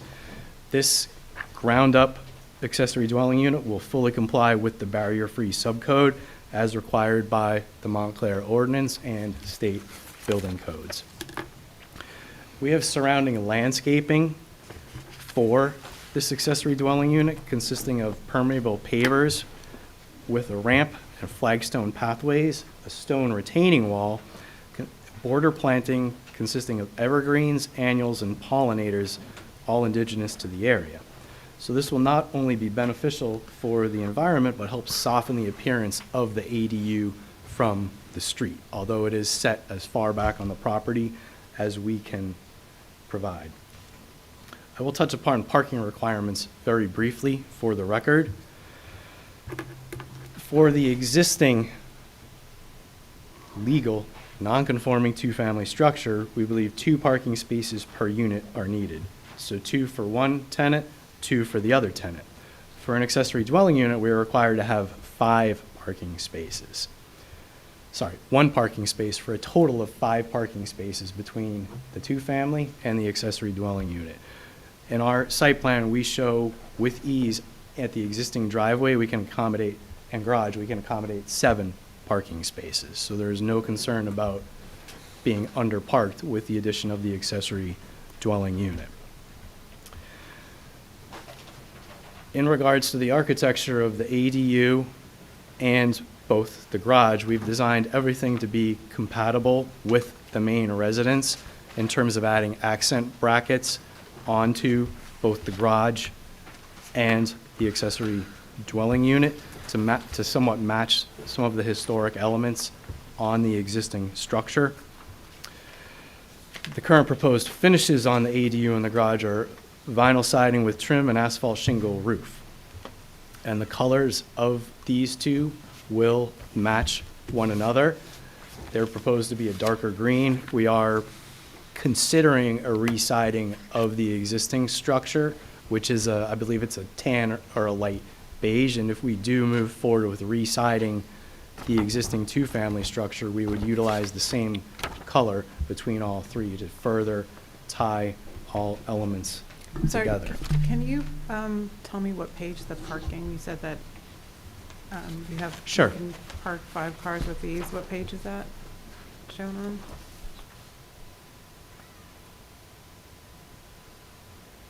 If you go to sheet C-0, you will see it's a little bit blurry right here, but towards the rear, we've delineated if we had to stripe parking spaces where we could provide those, in addition to the 3-bay garage. That concludes my direct testimony. At this time, I'd be happy to answer any questions board members or township professionals might have. Mr. McCulloch, do you have any questions? Yeah, thank you, Mr. Young. The first question I have, I think, and it may be more for my edification than anything else, it's really directed to you, Mr. Chairman, or perhaps to Mr. Sullivan. And that is just in terms of the notice of the hearing. There's this reference to the merging of one lot of the two lots into one as part of the application. So does that effectively mean that if we approve this application, that it officially merges these two lots? Well, if we approve the application, there will be a condition that the applicant's going to have to file a consolidation deed that will put on record the merger of these lots. So then they would become one lot. So that would mean that from the perspective of the zoning board, we would have no objection to that? I wouldn't think we would. If we had a right to have an objection to it, but, Right. okay, all right, just, I wasn't familiar with that, so, thank you.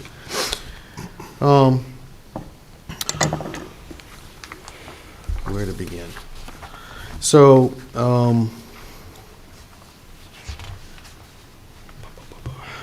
on this, let me start with the garage, okay? Sure. Okay, so the garage itself is basically, the basic structure of the garage is to be maintained, although it's going to be renovated. Is that correct? Yes, we're looking to keep, depending on their condition as we move through demolition, 2 of the exterior walls, actually the side and the rear yard walls, which are in the setback. The front wall, we have to completely remove to widen the bays. Okay, so that's where the 3 garage doors are, is what you're saying? That's correct. So the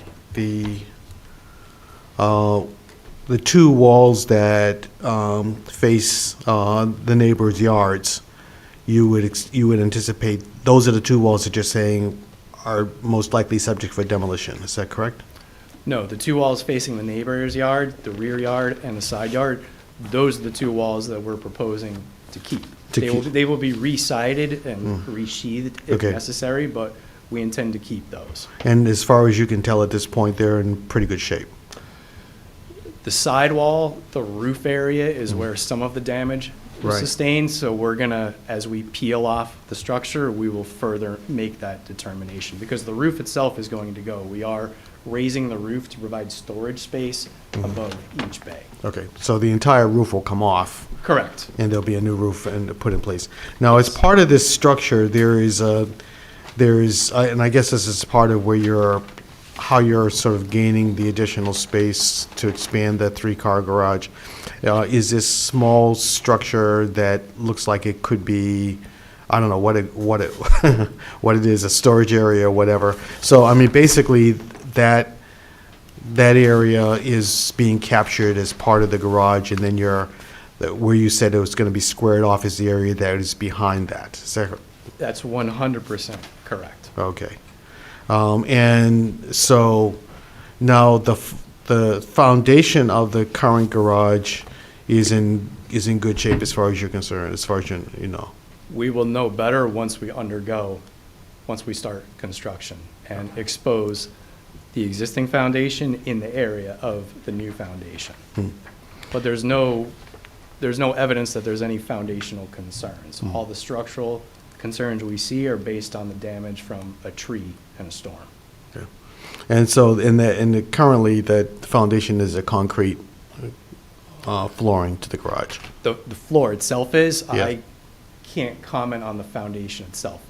I think this garage was built at several different times, two or three iterations, so we could be looking at different supports under the walls for the foundations. We won't know until we dig. Okay. Right.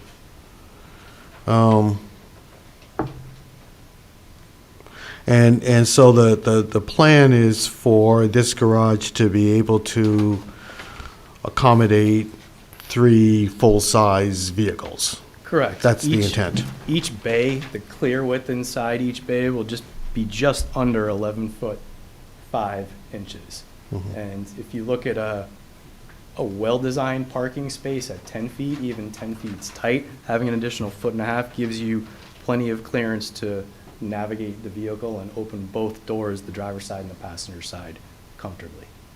And those will be consistent with the other 4 spaces that perhaps will be marked off in the driveway itself.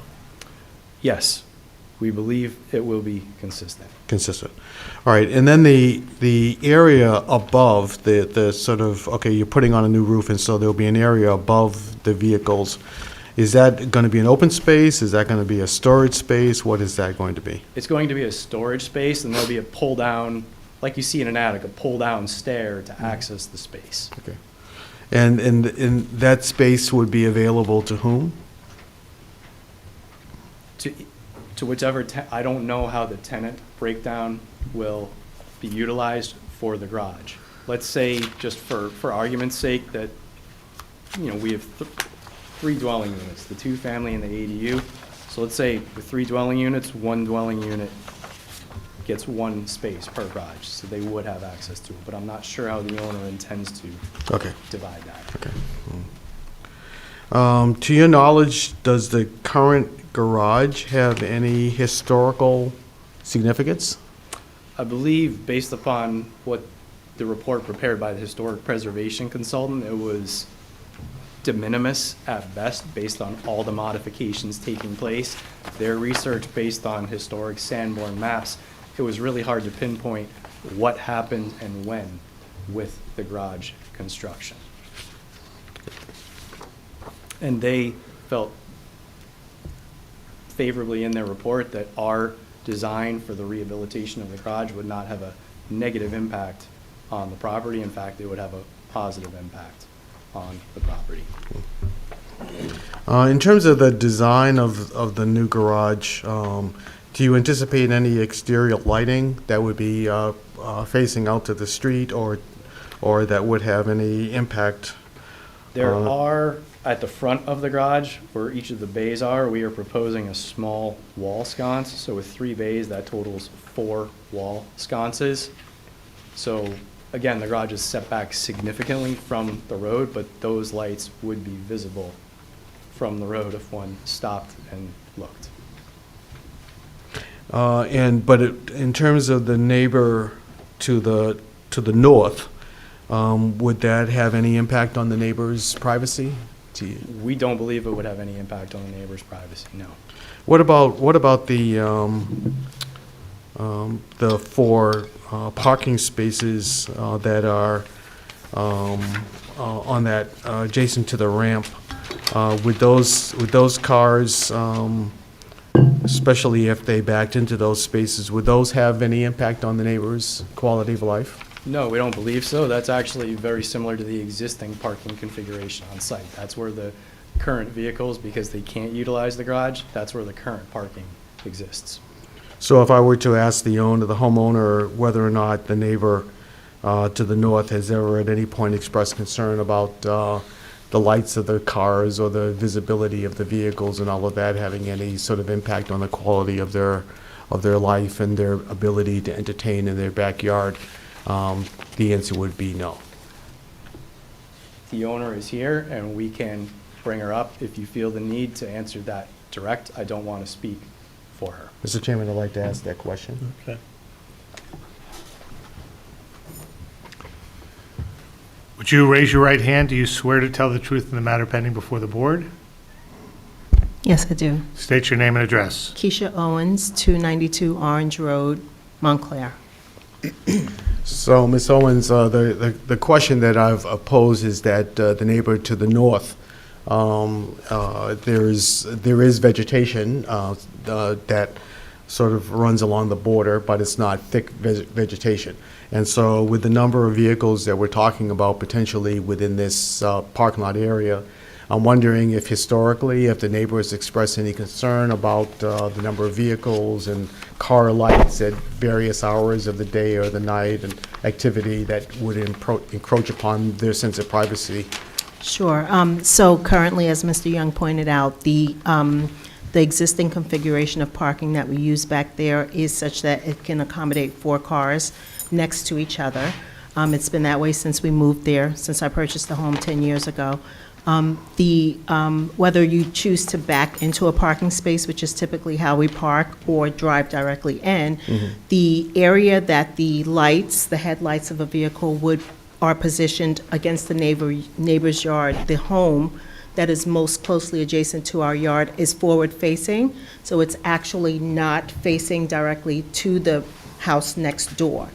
With respect to the house that's 2 doors down, the placement of their building is such that there's actually a pool there, so they are not, again, it's not facing the residents directly, it is facing their yard as well. So we've never received any complaints at all from any of the neighbors concerning yard headlights or taillights or anything like that.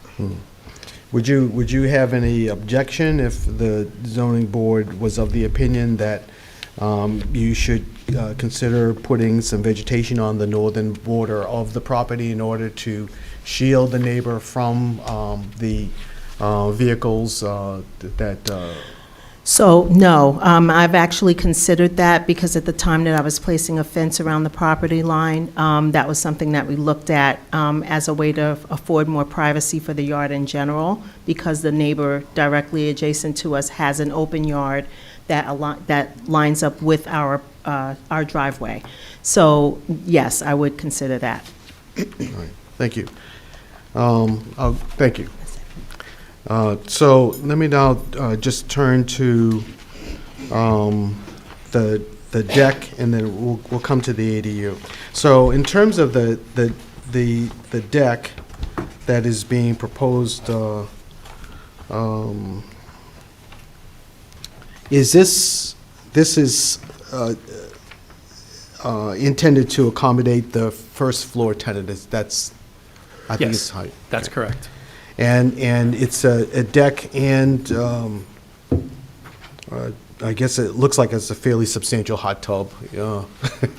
Yes, there is a hot tub proposed to go on the deck. And is that something that is, that's the request of the tenant, or that's the vision of the homeowner? That's the vision of the owner, who No. is the occupant. Okay. Oh, the homeowner is the occupant of the first floor. Correct. That's very helpful. Thank you. So the front entrance, the house, the main house itself is like a duplex. I mean, the second floor is a separate apartment, in other words, correct? Yes. No. Well, No, the configured. Thank you. I'll speak briefly, actually, Yes. because one of the questions the Historic Preservation Commission had for us last week was, the building bumps out at the rear a Yes. little bit. Instead of putting a door right through the bay windows, why didn't we just utilize that bump out at the rear Right. for the tenant? Because that space at the rear is actually the other tenant. It's not the first floor tenant who the deck is intended for. So we could not provide, I will flip to that page just to show you. Right. I think I know what you're referring to, but it would help us all, yes. Sure. If you look at the proposed floor plan right here, go with me.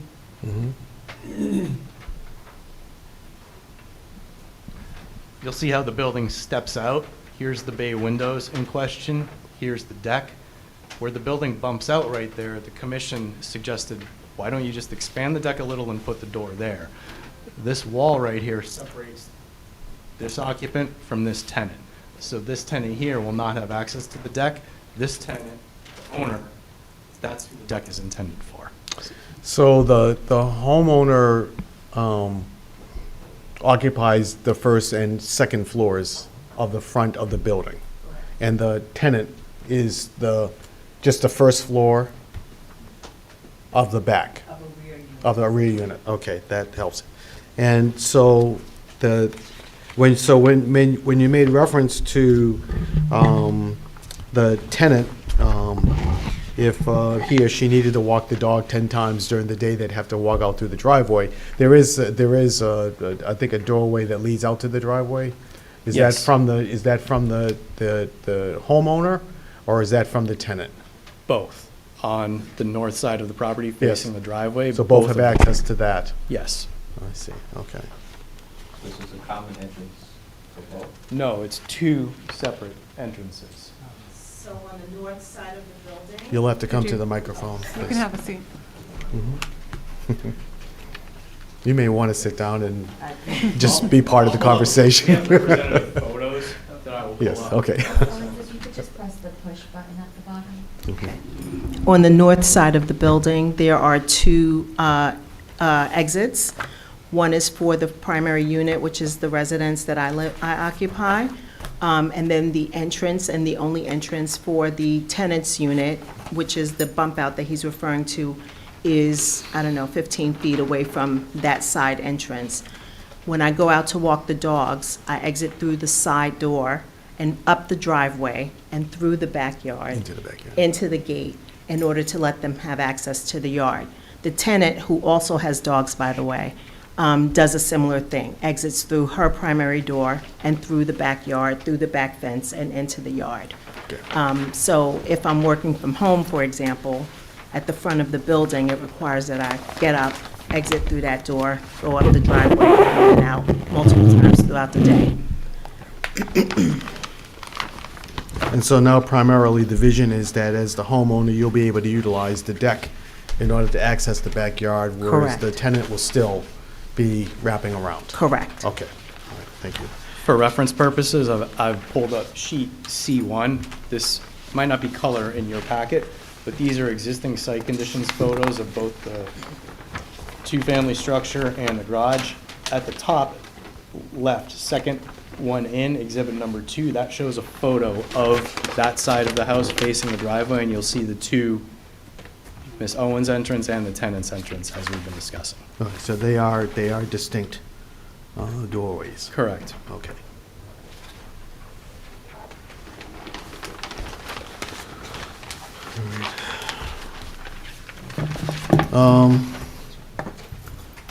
All right, now I want to move into the ADU, so, but just before, I want to ask a preliminary question, and that is, so you are proposing an ADU. I don't know if the ordinance, in any form or fashion, would ever allow for more than one to exist on a piece of property, but in the area that is adjacent to the deck, that's the yard that would now be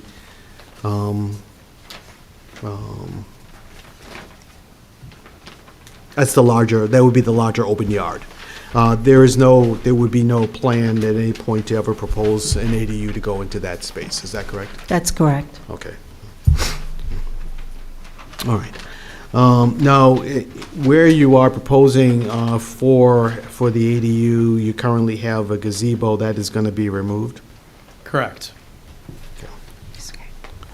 And then the ADU now has been scaled to 800 square feet. One of the questions I had, Mr. Young, for you was looking at the SK4. The bedroom does have egress on the south. I guess that may be the west wall. Yes. the Okay. west- Would you speak to that, please? Sorry, yes, the west wall, which Okay. is plan north. If you look at proposed plan number 2, the ground level plan, the bedroom is on the upper left-hand corner, Mhm. and there is a window in that bedroom, which is the rear of the property facing west, which will be an egress window to meet building code requirements for emergency egress. Okay. Yeah, I appreciate that that has been accommodated. Thank you. And then all of the, I noted that all of the sort of kitchen facilities are then to the east, which means that any ventilation from cooking or whatever within the ADU would remain on the property itself, would have no encroaching element to the neighbors.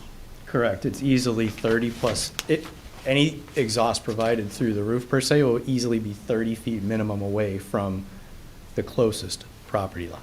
Okay, appreciate that. Mm-hmm. The ground where the ADU is proposed is a slightly sloping ground? It's relatively level. Relatively, but there is a slope. So just speak to how that is being addressed. I mean, it's... Yes, what we're actually doing is we're excavating down a little bit to be able to provide enough height in the space to add a mezzanine up above. So we will be regrading within that area and excavating and providing both a ramp as well as stairs for barrier-free requirements. On average, it's, I believe, approximately 2 feet. However, we will obtain topographic data if we're approved to fine-tune that calculation. Okay. And historically, have there been any issues of water accumulating on that part of the property, or? I have to defer to Ms. Owen. No. Okay, so it's a dry area. And your basement, your current basement is a dry basement? Correct. I recently installed a French drain, so we don't have any difficulties with that. What's the intent of the mezzanine? The intent of the mezzanine is just to be used as an office or study or storage space. And then there will be an area that looks down on the living room, kitchen? Yes, for it to be considered a mezzanine by code, the mezzanine has to be mostly, if not fully, open. We're intending to have it be fully open to the space below. And what kind of, it looks like a railing of some sort, what kind of railing are you proposing? We haven't designed the railing per se. We have not moved that far enough along with the construction documents. I see, okay. We're not sure if it would be an open railing or a solid half wall per se. And then you have tempered glass in the mezzanine area that presumably is to accommodate, again, the privacy of neighbors. Is that what that is? The tempered glazing for the mezzanine, we're going to vet that per building code requirements with our design team. I'm not 100% convinced at this point in time it needs to be tempered. Okay.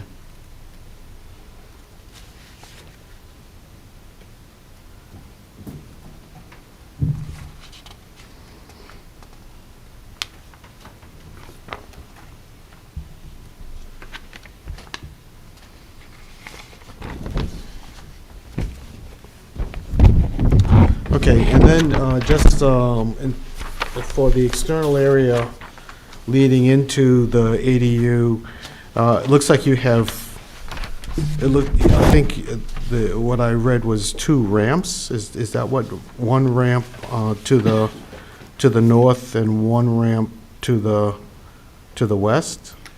Yes, due Okay. to our estimated, well, it's 1 continuous ramp. However, Yes. due to the length of it, we have to provide a landing per code requirements. So it's an L-shaped ramp with a landing at the L. For the distance of the ramp and our estimation of how far below existing grade will be, that necessitated this length. And then there are pavers to provide additional walkway from the parking area to the ADU. Correct. So there are There's 2. also, pavers lead to stairs. It's a little bit hard to see because we've hatched the pavers there, but there are also stairs at the end of those pavers. Okay, all right. And next to the garage, the concrete patio is going to be removed. Is that going to be lawn? Yes, it will be landscaped area. Landscaped area, okay. All right. Sorry, I can't clarify if it will be landscaped or lawn, but it will not be impervious coverage. It will be pervious. All right, thank you. And then finally, and I think this is, in a sense, been addressed by a number of the questions that I've asked, but I just wanted to hear from you, or maybe from both of you specifically, and that is in terms of what is this overall proposal will have no detrimental impact to the neighbors, to the south or to the west or to the north. I mean, there are homes sort of on three sides of this property, and a couple of them do stand kind of tall, and perhaps they provide they have a great view of your yard, but just in terms of what and the other areas, it does seem as though what you try to do is to take into consideration as much as possible to provide for the privacy not only of those that are living on your property, but for your neighbors as well. Is that correct? That is correct. All right. Thank you, Mr. Chairman. Those are all my questions. Mr. Church, do you have any questions? Yeah, one question I have. You're building an ADU on the property. For what purpose is that being done? I have 2 young adult children, so potentially for the purpose of family occupancy and/or rental. I haven't determined exactly what, but one of those 2 applications. Okay, so it's got a direct purpose. You're putting it there for a direct reason, either rental or for your children. Correct. Okay, thank you. Ms. Harris, do you have any questions? Yes. Going back to the parking, you said there's a total of how many parking spaces needed for the entire The ordinance property? requires 5 total parking spaces. 5. 2 for each rental unit in the existing non-conforming, so 2 plus 2 is 4, and then the ADU requires 1 parking space for a total of 5 by our count. And we've shown between the garage and the parking in the driveway, we account for 7. And the 2 extra are for what purpose? Visitors. Okay. So I'm just asking because you're requesting to expand the garage. Just wanted to know if there was a specific purpose for that expansion, because it doesn't seem required in terms of the parking count. So the expansion refers to the size of the garage. Each of the bays currently, presumably were accommodated horses maybe because the garage has been there that long, but in terms of modern vehicles, they're too narrow for my current car, the neighbor's car, and so forth. So the overall footprint of the garage would, increasing it would allow regular vehicles to fit in there. So it's not an expansion in terms of additional bays, it's expansion in terms of the overall size of each bay. So we would maintain the 3 existing bays, but have them larger. And then currently, the driveway opens up to an apron. That's currently where we park, and we do have 4, as many as 4 vehicles can fit there. So that accounts for the 7 total parking spaces that would exist if we had access to all 3 parking garage bays and the 4 in the apron. I guess my question is, could you modify the existing garage so that you can comfortably fit 2 cars without expanding the size of the garage? Because that's partly what's driving the variances for the garage, right? So you can modify it so you have 2 bays as opposed to 3, and then you still have 4 parking spots in the parking lot or in the driveway, and you will still meet the minimum parking requirements for the property. I think in theory that's true. However, I'm just thinking it through in my mind with the raising of the height of the garage, physical floor plan space aside, I think we still would trigger the, even if we didn't do that floor plan expansion just by raising the height of the garage as well, I think that would still keep those variances in place, because those 2 existing walls are violating the setback and we're raising the height of those walls. So I think those I think those variances would remain in place. I think the third bulk variance we're discussing, which is the 36-foot width, I think that would be one that would be eliminated by my count. And we'd have to speak with Ms. Owens to see if she'd be willing to reduce the garage parking versus non-covered parking. Okay, thank you. Can you walk me through the section for the ADU in terms of the heights of each floor and your roof peak? Sure. And is it slab on grade? Is there a small foundation? It's going to be slab on grade. Okay, There'll be no crawl space, no basement. okay.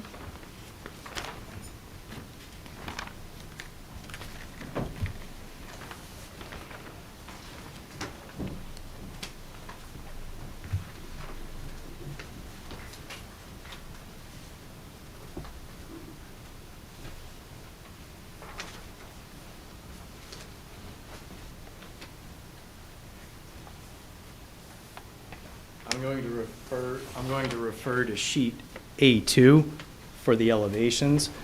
For the sketch we submitted today to bring the ADU into compliance for square footage, we did not update the elevations for the reduced dimensions. But since we're discussing heights only, I'll refer to what we previously submitted. If you look at the elevation right in the middle, it's the front elevation. You'll see how we dash in the proposed foundation supports. It is intended to be a slab on grade.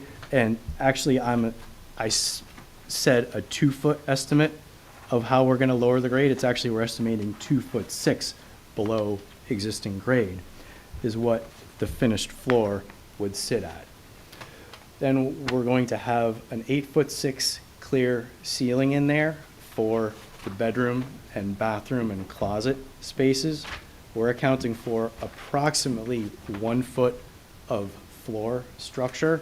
And then the mezzanine space is going to have at its highest point approximately a 6'8" high ceiling.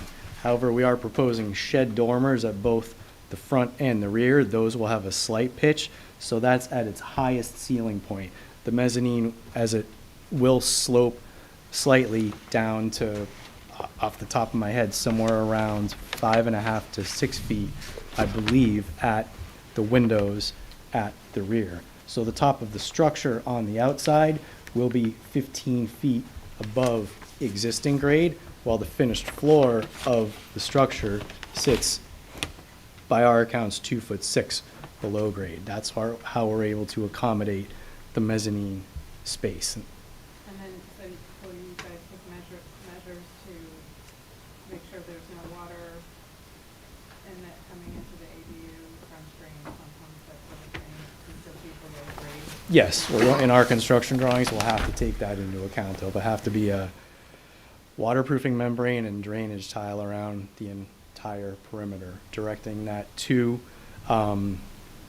actually, we're probably going to be proposing dry wells for the overall drainage here. The one thing our elevations doesn't show is gutters and leaders for the structure. Those will all tie into an underground system, and we believe a dry well will work for this. And then, in terms of the mezzanine, is that floor area included in the square feet? Total square footage of the ADU?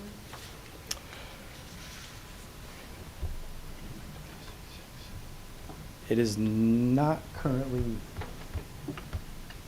currently accounted for. That footprint is of the first floor. We're not considering the mezzanine fully habitable space, more storage space. Because once, I cannot remember the residential code off the top of my head, once the roof slope hits a certain point, we can't utilize that space for occupancy. We can use it for storage, per se.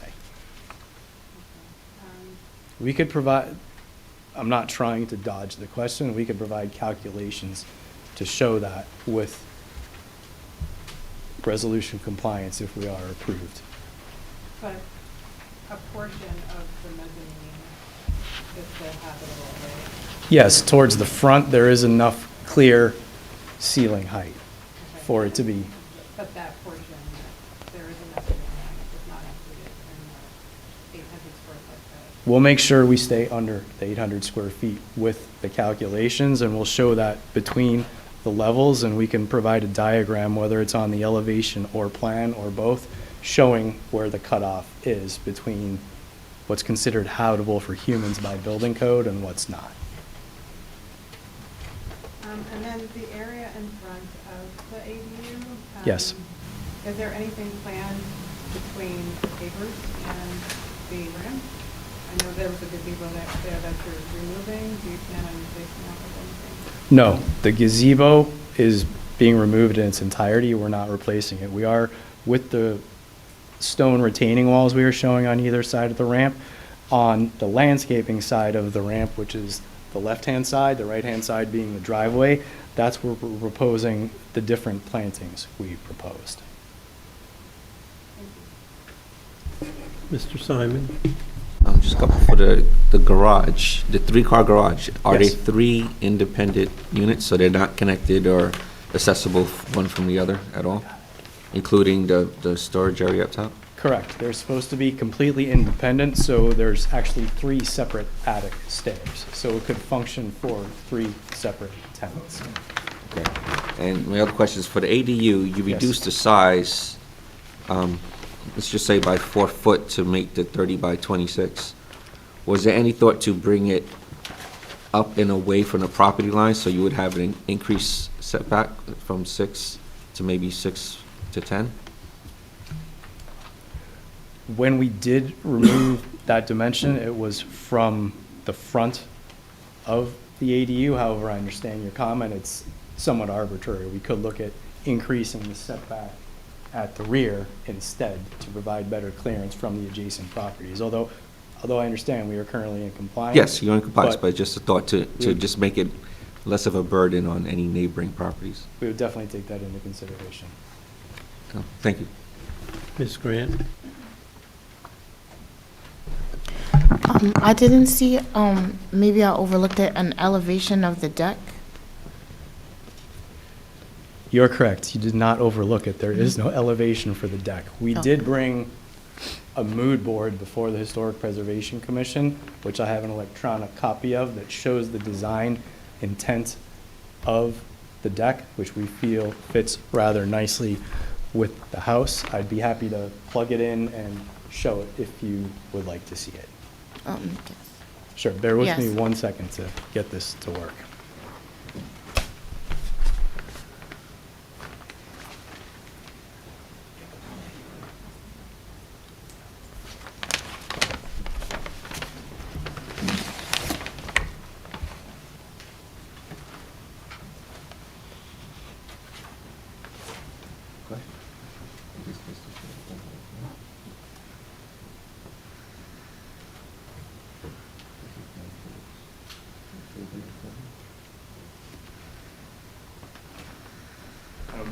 Before I testify to it, we'll have to mark this as. Yeah, so we're up to A3. A3. And just, what are we calling this? Mood board. M-O-O-D? Yes.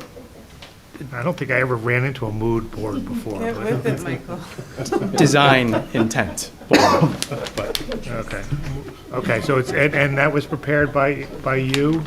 Yes, it was prepared by our. By your firm? Yes. Okay, and is there a date on it?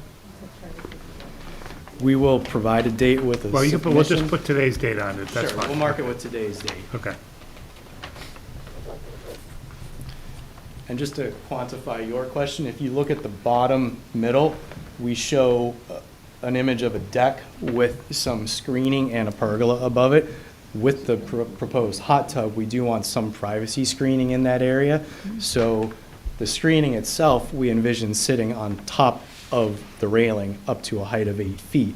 And we would top that off with a pergola in that area. And it might be a little bit hard to see, but it is a rather ornate railing in and of itself with multiple colors. Okay, thank you. You're welcome. Question. Yes. Does the deck count towards the calculation for impervious coverage? It does, yes. Is that accounted for in your specs? Yes, I did forget to mention during my testimony that If we kept the lot separate, there would be a concern with impervious coverage. However, with the lot merger, even with the addition of the accessory dwelling unit and the deck, we are still in compliance with the township impervious. We do not require a variance for impervious coverage. So in the, in your bulk table, for the max impervious coverage, is the deck area included in the main residence area? Or is that separate? I believe it's under the, I'm having a hard time reading my own drawing. Bear with me a second.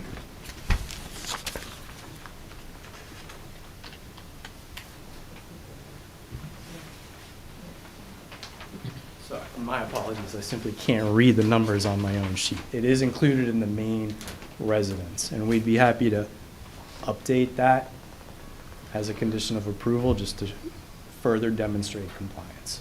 Thank you.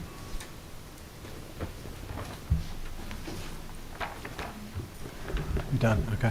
I had another question. Go ahead. Go for it. Is there anything about the deck that's custom to accommodate the hot tub?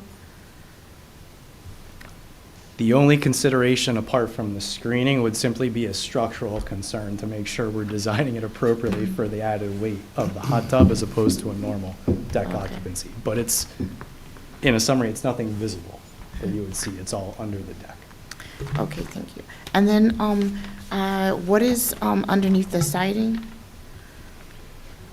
We have not determined that yet. During one conversation with the Historic Preservation Commission last week, there was a lot of back and forth about the re-siding of the existing house.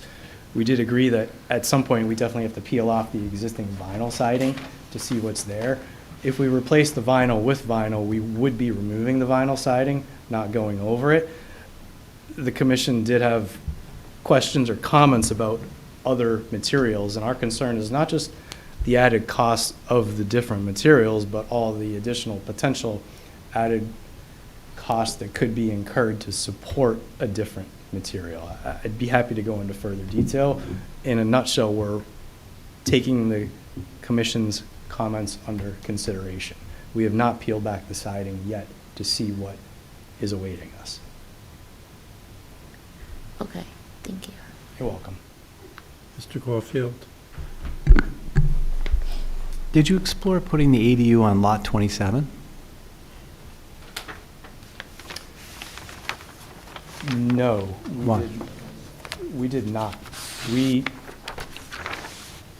When we first looked at the application, we looked at lot 27 in and of its entirety. However, it was more feasible to combine the lots. It was more beneficial to us in terms of dimensions, variances, and lot coverage to do as such. I mean, I think it's also for the backyard for that house as well. Are you going to provide the negative and positive criteria since it is a use variance on this? Yes, You for are. the record, we can. I am not a licensed professional planner. I'm a licensed architect in the state of New Jersey. I will go as far as I am allowed to go in regards to the negative and positive criteria. And if we encounter any obstacles, we can discuss with our clients and potentially reconvene at a later date if necessary. Okay.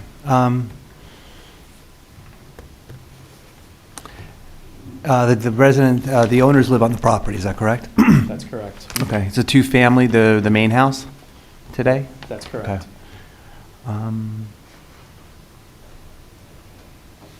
Do you anticipate a lot of dirt and excavation to get down for 2 feet for the ADU?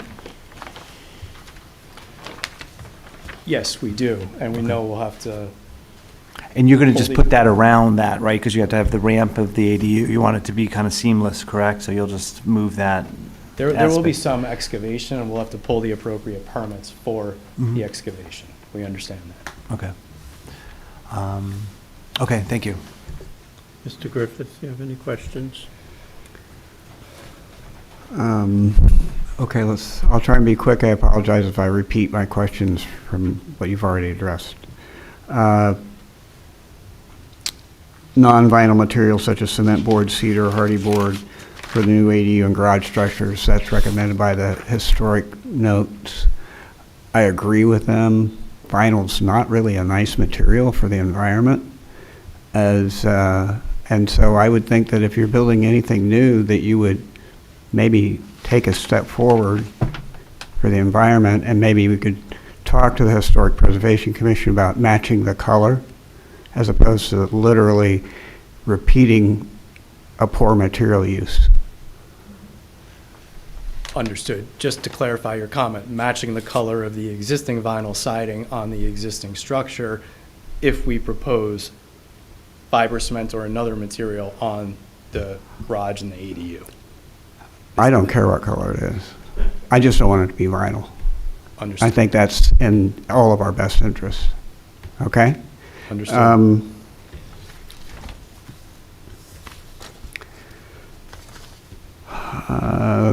The deck with the 8-foot high 8-foot high fence around it seemingly seems kind of bulky. I could appreciate wanting to have privacy from the window that's directly looking out onto from the neighbor. I get that. But is that really necessary on all 3 sides of the deck?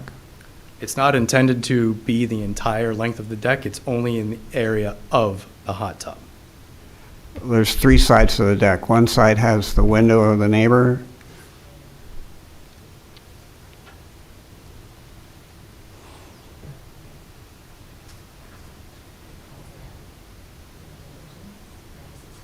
Yes. If you look at SK2 here, again, I apologize because it's a little blurry. Across the front, with the new door location, we've moved the hot tub to the outer extent of the deck, and that's where we're proposing the privacy screen. So it's in the corner, and it's not at the top where the window is. Correct. The top is where the window is for the neighbor. This is the front corner right here. Here's the hot tub. We're proposing the privacy screen across the front here, and then approximately halfway down the length. So the back half would just be the railing itself. Great, thank you. You're welcome.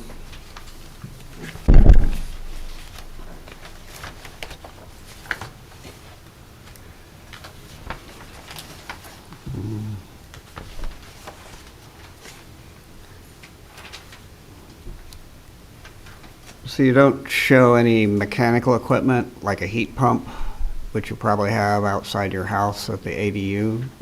You need to show that? We can add it to the plans to show compliance with setbacks. And I know this has been discussed before, but I'm going to ask about it again. You're really going down 2'6" on the site with a ramp and a stair and collecting all the water at the front door of the home.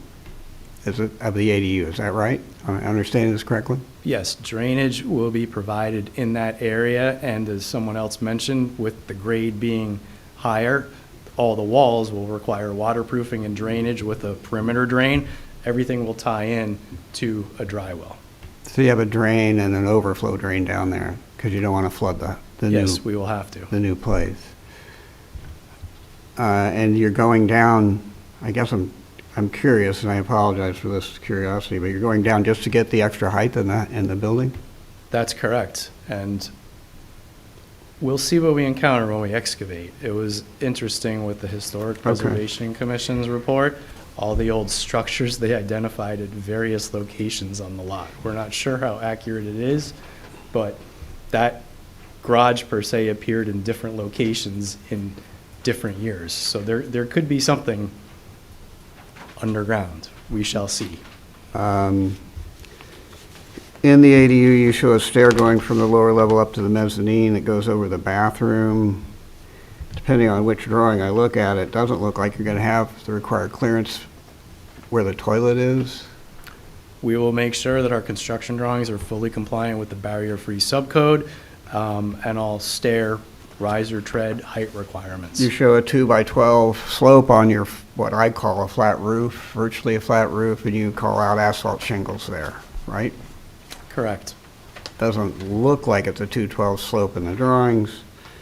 And asphalt shingles can take a 212 slope?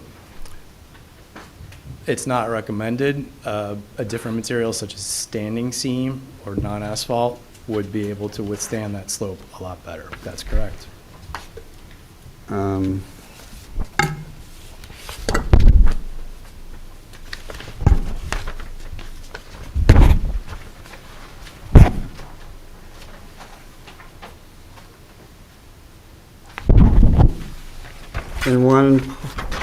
Somewhere in one of these sets of documents, you mentioned that the ADU will be fully an accessible unit.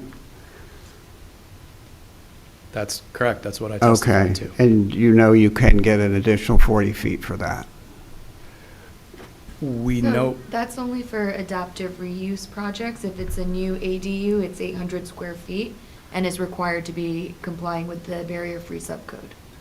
Adaptable use. If it's an existing building that's been adaptively reused. Okay, thank you. Then you get the extra All bonus right, square footage. I did not understand that. Thank you. That's it. That's all I got. Thank you. thank you.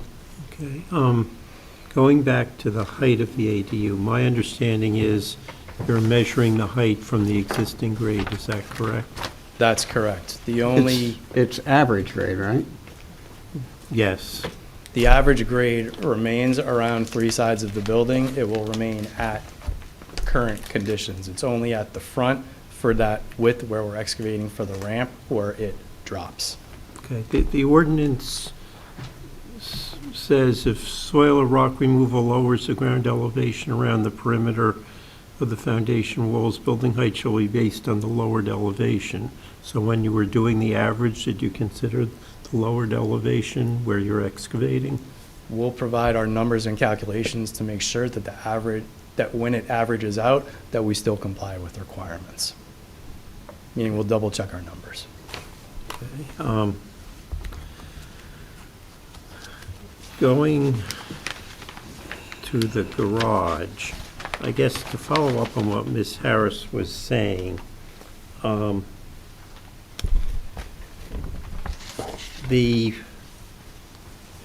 existing width is counting the area that's currently labeled as storage area, is that correct? That's correct. And what you're proposing to do is to extend that back to the current back wall of the garage.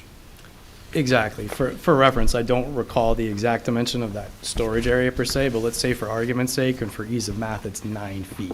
We're taking that 9 feet from that small storage space and adding 3 feet back into each bay to make those bays uniform and wider to meet the vehicle storage demands. They're simply too narrow.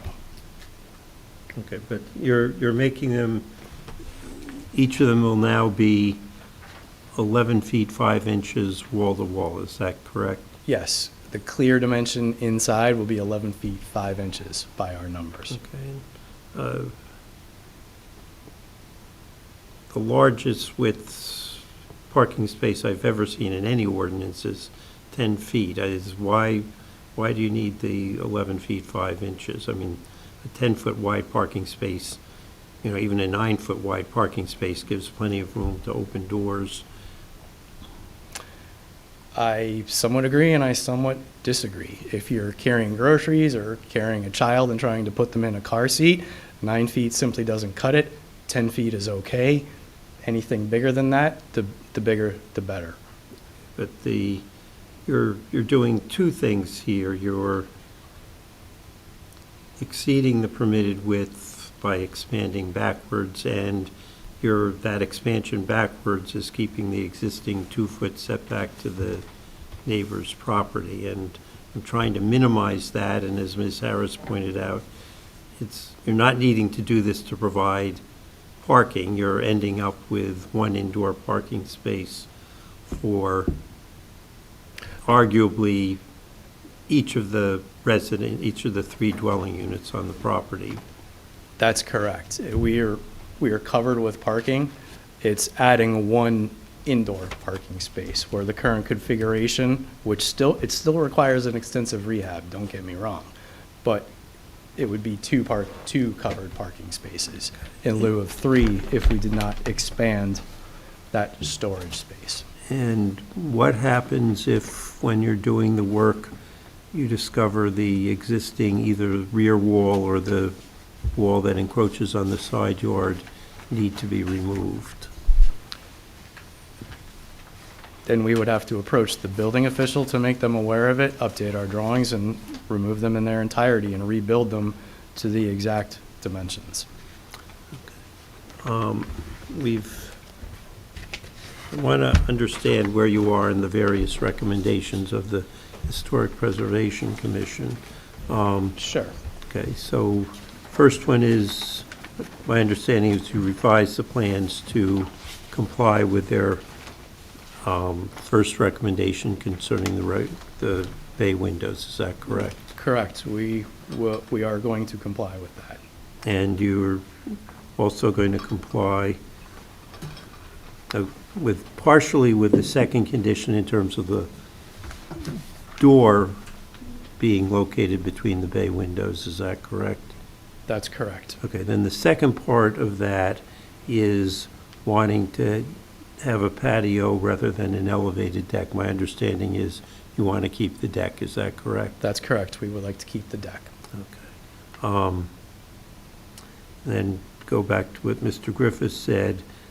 Are you willing to have a condition that there be non-vinyl materials used for the ADU in the garage structure? I would have to speak with the owner before I affirm to that.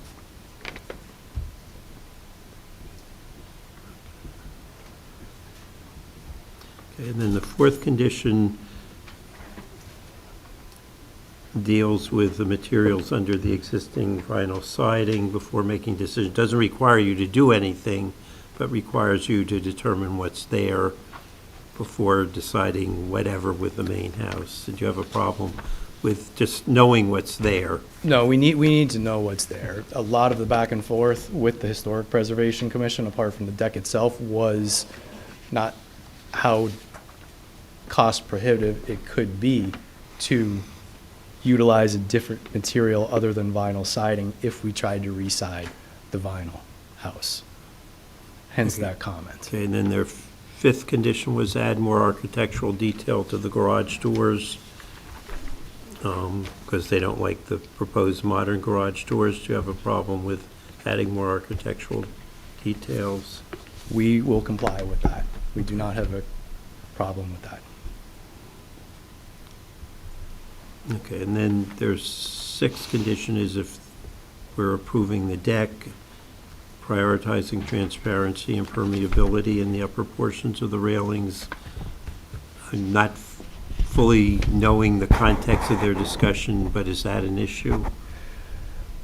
Due to the hot tub location, the screening we're proposing, the screening would sit on top of the railing and it would be a latticed screening, so there would be partial visibility.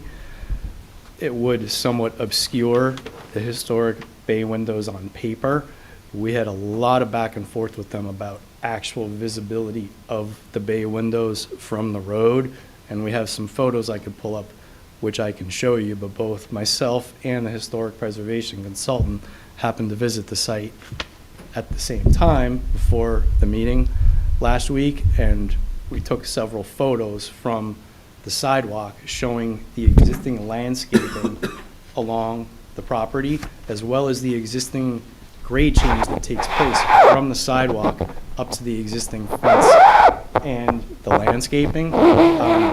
Without having topographical data, but visual observation only, the grade there rises up at minimum 2 feet, at least 3 feet in a very short distance. Then you have the fence. In front of the fence sit arborvitae, a whole row of arborvitae, which is only broken in 2 places, and those arborvitae are at minimum 6 feet, at most 7 foot tall, and currently growing.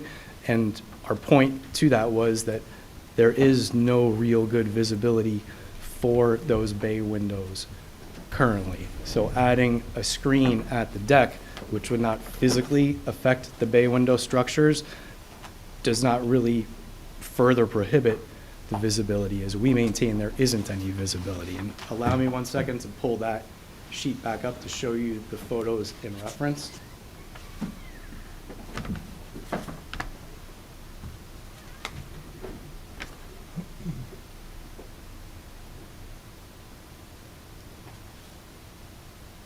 I'm going back to the colorized photo exhibit.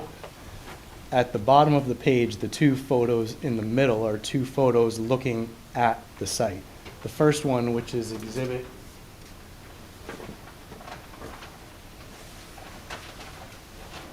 Sorry, I have a hard time seeing.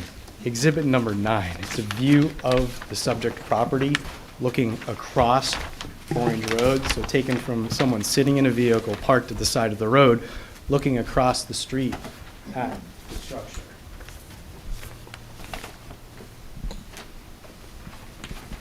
And it's a little bit hard to see, but the arborvitae I'm referencing is this line right here. The existing structure is right here. Sorry to interrupt, but in the Exhibit A2 on SK2, you can see those a little more clearly, those photos. Thank you for pointing that out. Yes, of course. A much better version of those. So the photo on the left is the photo I was just describing, taken from sitting in a vehicle looking across Orange Road at the existing structure right here with the row of arborvitae. Then a close-up view, exhibit number 10, a view from the sidewalk on Orange Road. On this side of the road, you can see the site sloping up, and you can see the continuous row of arborvitae with one break right here where there's an existing tree. This break here is the same that you see on the far left here, and there's one additional break in that, and it's right here, right where the fence stops and dies back to the existing residence, which is right there. This is the south side of the residence. The deck would sit right in that area. So again, we're emphasizing the point that there is very limited visibility, and we strongly feel that we want the privacy screen for the hot tub. The existing bay windows and their integrity and their construction will not be touched or damaged by the deck construction. So if the deck ever were to be removed, those would remain intact. Okay, to simplify, you don't want to comply with that condition. You want to provide the privacy you went discussed with Mr. Griffith, and you don't think, and the photos and my own observation is, only if someone is peering very strenuously, staring at one of the gaps, will they even That's a correct. hope of observing. A casual passerby would not notice it. You would have to stop, take the time, and observe to be able to see the bay windows. Okay. Any other questions from members of the board? Okay. I assume you and the applicant were the only witnesses? That's correct. Okay. Are there any members of the public who happen to arrive for this application who previously expressed an interest in ADUs who would have any comments on the, or questions about the application? Pick a microphone, any microphone. Raise your right hand. Do you swear to tell the truth of the matter pending before the board? I do. State your name and address. Frank Rubacki, 398 Upper Mountain Avenue, Montclair. I apologize, I haven't seen the updated plans. I was working what was posted on the website, so just top of mind, going back in order. You're using permeable pavers for the area around the ADU, and you're not counting that as impervious, but you're putting in under drain, which negates the ability to count as impervious. So my question is, I found a lot of mistakes in the impervious calculations. Would you be willing to reset those and specify each separate item? Because I don't believe you're compliant with the impervious. Yes, we have to comply with it. If for some reason we're not, we would have, first off, we would be happy to submit detailed updates. I think I would like to see it documented so that I could review it. Yes, and we'd be comment happy to provide a to breakdown. that. Okay, that'd be great. As far as the privacy screen on the deck, I understand your argument is that the HPC ordinance, as far as HPC ordinance covers what is visible. what is not visible is not covered by the ordinance. Am I to understand your argument because this is not visible, that the HPC ordinance, the HP ordinance doesn't apply? I am by no means stating that the HPC ordinance does not apply. But you're saying it's not visible. Yes, we're saying, we're not Okay. referring to an ordinance, we're referring to actual physical visibility as taken from the site. I'm not trying to discredit the HPC in any way. No, We- I wasn't We suggesting that. explicitly went into that Okay. in candid conversation with the HPC last week. When we made the argument about visibility, they said, well, it simply doesn't matter that it's not visible, they're there and they should stay there. And we accept that 100%, and we've taken steps to rectify our design to ensure that those bay windows remain. Thank Whether you. they're visible from the road or not visible, we recognize their importance. Thank you. You have an unusual dormer setup on the ADU. Am I misreading the plan?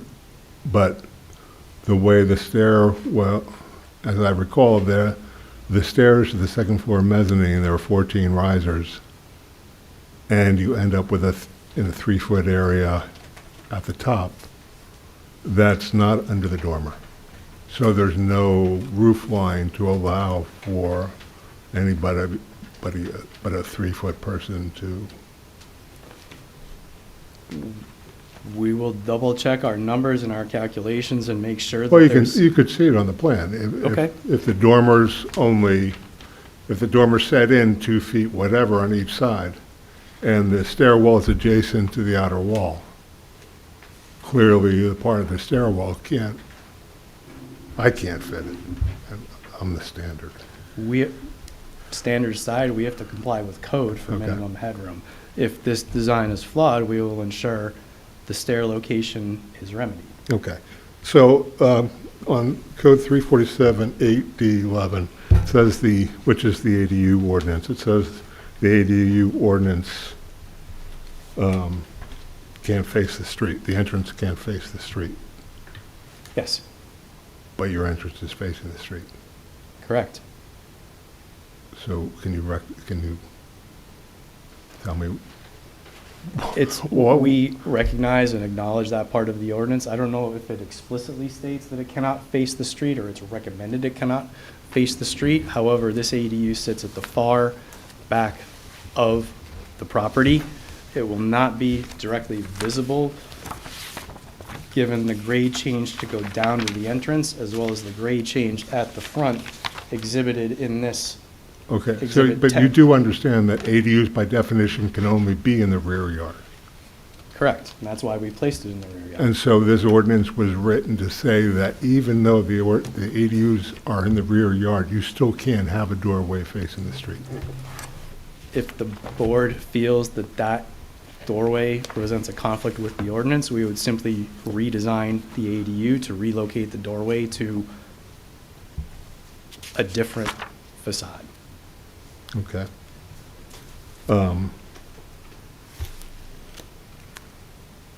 Let me just, there's some other issues, but let me just jump to, okay, let's go with a ticky-tacky one.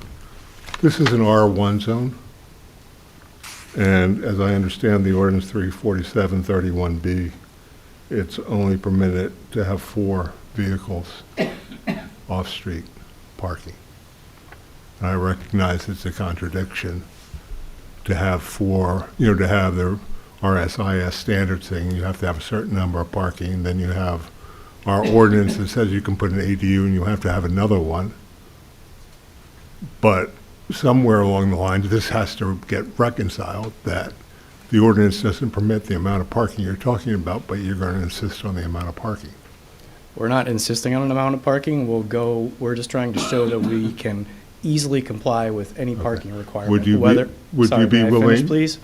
I'm sorry, go ahead. Whether it's what's on paper with the RSIS or Montclair. I agree there's definitely a conflict. We'll go with whatever we are requested to in terms of compliance. I was only stating in my testimony to state that all parking would be, essentially state that all parking would be on-site, and that by adding this ADU, we're not creating any parking concerns or being underparked. That was the intent of our testimony for parking. Okay. And is the parking spot ADA compliant? Is it a full handicap accessible spot? That's a great question. I believe it would have to be, and we would have to, because I don't know if the ordinance, I don't know if it defines it, but the barrier-free subcode, if the ADU has to fully comply with the barrier-free subcode, part of the barrier-free subcode is from the parking space to the residence, so I believe that the parking space would have to be barrier-free, and we could accommodate that. Okay. And going back to the mezzanine, it was a little, I got confused there. You were saying it was going to be office space as extra space, and then you said it was just going to be storage space. What I don't understand is, from a design point of view, the plans indicate that this ADU is going to be 17'6" in total height, 2.6 below grade and another 15 above grade. The plans indicate that the mezzanine, and maybe I'm reading the plans wrong, I'm not good at that, is 9 feet above the first floor. It says it in the center of the plan. At least that's what I think it says. Therefore, most of the mezzanine, by my calculations, it would suggest to me, wouldn't it, that most of the mezzanine space is above 6 feet in height, if not 7 feet in height? I don't want to do calculations off the top of my head that I feel are critical to showing compliance with both square footage requirements that we're not allowed to exceed, and in addition, building code requirements for minimum ceiling heights for habitable space. It's a little bit too much to do off the cuff. Okay. The biggest, I'll just wrap this up. The biggest thing that I don't see, and I don't understand why it's not there, is our ordinance requires that the ADU be no more than 40% of the inhabitable living space, not gross floor area, the living space is the term, it's the technical term in our ordinance, of the principal dwelling of the principal structure. You don't indicate it anywhere on your application. It was not checked off. There's no zoning box. What am I supposed to make of that? Again, if we didn't comply with that and we missed it on our application and we were approved by this board and we went forward, it would be on us to rectify that. We would either have to amend the plans and come back for an additional variance, or change the ADU to show compliance. Off the top of my head, without running the numbers, I would have to check the definition of the ordinance, but I don't think we have a concern, but that doesn't excuse us for not filling that out in the application. Well, I'm just, sorry. No, if we were acted upon favorably by the board, we would have to show that as a condition of approval in our resolution compliance documents, and we would explicitly show those calculations and that compliance with that section of the ordinance. Either how it complies existing, or we've revised the dimensions, meaning square footage, to demonstrate compliance. Okay. I guess when I reviewed the plans, I felt very comfortable that if you use the ordinance's living area standard, which, as I understand the application, basically you take each room, you spec it out, you total it up, and that's your living area. Mm-hmm. And the difference between that and the gross floor area can be 10%, maybe more, or whatever, depending on the design. I thought you were in compliance. Now that you didn't show the living area measurements, and now you have a new, bigger ADU. How am I supposed to know you are in compliance? Or basically, what's my role as the public in this process? What do you think my role in the public? Do you think I should be able to make some comments, and then you'll say, well, we'll deal with it with the construction officials, and we'll get an approval? Thank you very much, Mr. Rubacki. I'm a little frustrated, as you could tell, because, can I do, Chair Harrison, is it okay for me to add comment at this point? Yes. Thank That's you. why you were sworn in, Mr. Rubacki. Thank you.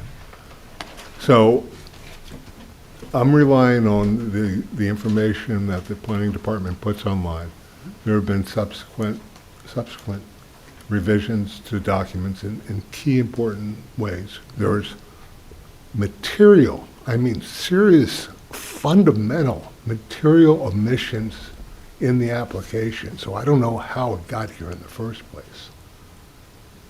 And now I'm being told that my part of the process, my concern is, thank you very much, the big boys will take care of it. We'll go off with the construction officials, and you won't get a chance to comment again on this. You're done. I'm done. The public is done. Is that the process that you envision? I am not going on the record as the design professional stating what any member of the public's role is in a land use board hearing. That's fair. That's not my jurisdiction, frankly. I hope you guys are continuing this. Thank you very much.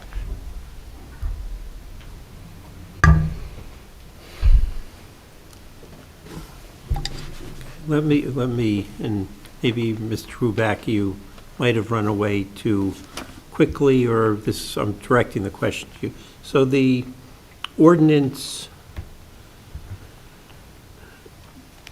provides that with respect to new construction, which this is, the external entrance to the ADU shall not face the same street as the external entrance to the principal dwelling unit. And then there's the qualifier, which is what I'm asking about, if such external entrance to the ADU is visible from the street. So will the entrance to the ADU be visible from Orange Road?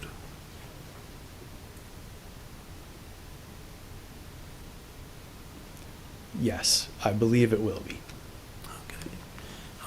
Let me now follow up on, to some extent, on what Mr. Caulfield said, and other board members feel free to comment. I have a number of concerns, not with the end result as such, but we're dealing with 3 sets of plans, which I've been having difficulty going through, sorting, this from the original set I'm still using, this from this first revision, this from the second revision, as to exactly what I am approving. There have been a number of questions raised, both by us, by Mr. Rubacki, on how are you going to comply with this? And you're saying we'll have to go back and calculate and make sure on, my issue on the height of the ADU, issue on the habitable floor area on the mezzanine of the ADU and how that relates to the 800 square foot maximum. We have the awkwardness of the ordinance of no more than 4 parking spaces, yet ordinance saying ADU shall have 1 additional parking space, which creates a conflict, and I'm not uncomfortable with and seemingly we have to give a variance for one of those. I'm not uncomfortable with the notice not covering that, but I think, but that ties into the questions on the garage and the testimony on you have the ability to do 7 parking spaces, which is definitely more than 5, which under the ADU you have to have, and more than the 4 you're allowed. And then why do you need 3 garage spaces with the 2 variances that are associated with expanding the garage? And then you have the issue Mr. Caulfield raised as to the absence of planning testimony, that I think actually addressing some of these issues through planning testimony as well as the use variance issue would be helpful to the board. You know, I don't know if other board members have thoughts on where we are. Not to interrupt by any means, but based on all the calculation, concerns, and questions raised by both the board and the public, we understand, and we hear you, and we agree wholeheartedly. We don't deny that we moved in haste as we understood the ordinance was changing. Haste creates confusion in lieu of clarity. I think clarity would be provided by us adjourning, updating our drawings to address all the questions, comments, let's say in regards to height, square footage, everything, and putting that on the drawings in detail so the board and the board professionals and the public has the opportunity to fully review this and vet this. By no means am I intending to defer this and say, we will comply, we will comply, we will comply, or it's a building code construction official. That's not So that would our include intent. just one single set of plans? and Absolutely. Consolidating everything, addressing the new issues that have come up here.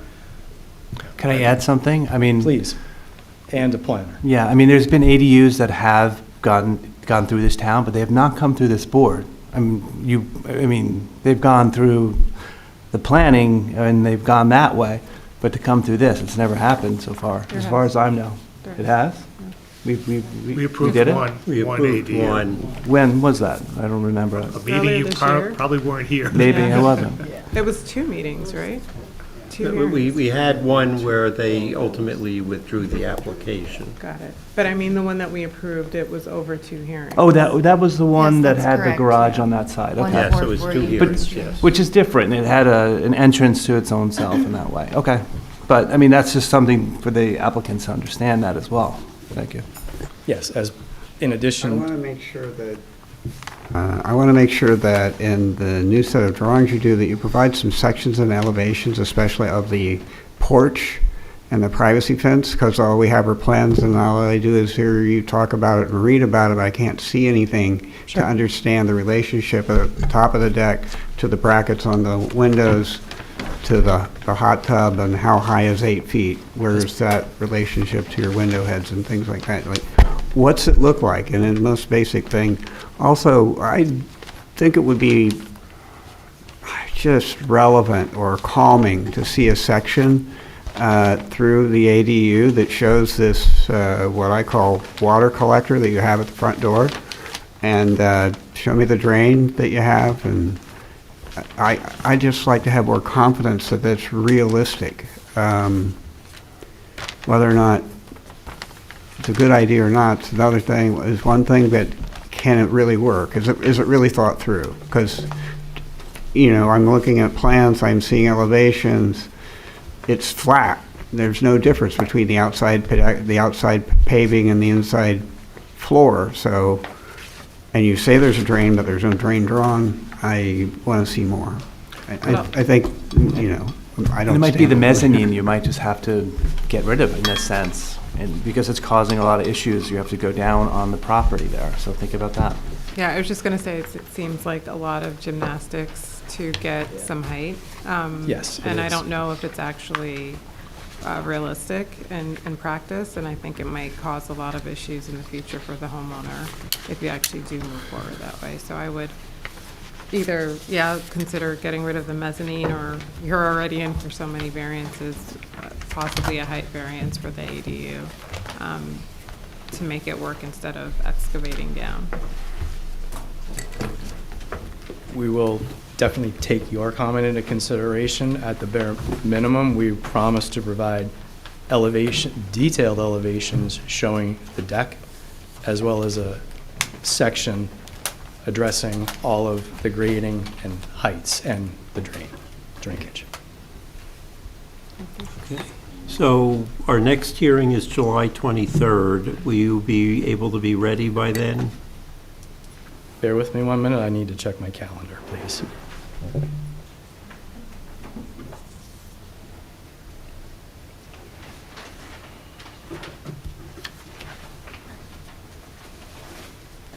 What is the resubmission date to allow the board enough time to adequately review? At least 10 10 days in days advance of the 23rd. Business days or days? Calendar days. Calendar days. So the 13th. That's a Sunday.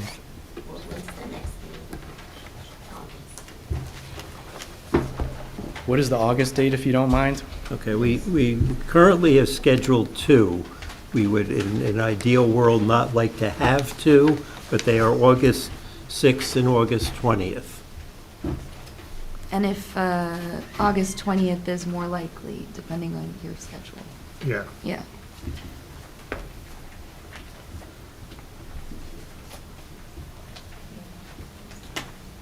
We would, Zanab, I assume our current pending applications don't require 2 meetings in August. Is that correct? Currently not, yes. How's August 20th sound? that's what we would like. We would like August 20th. That gives us enough time. I believe that gives the board more than enough time. Okay. So we need an So, extension of time to act? so the hearing in this matter is being carried until August 20th. Revised plans will be submitted no later than August 10th. Will be available for inspection in the municipal building, in the planning office, and online. If Mr. Ubaki is listening, or any other members of the public. And we will see you then. Thank you. Motion to adjourn. Is there a second? Second. All in favor, say aye. Aye. Any opposed, any abstentions? See you in over a month. It's like a vacation.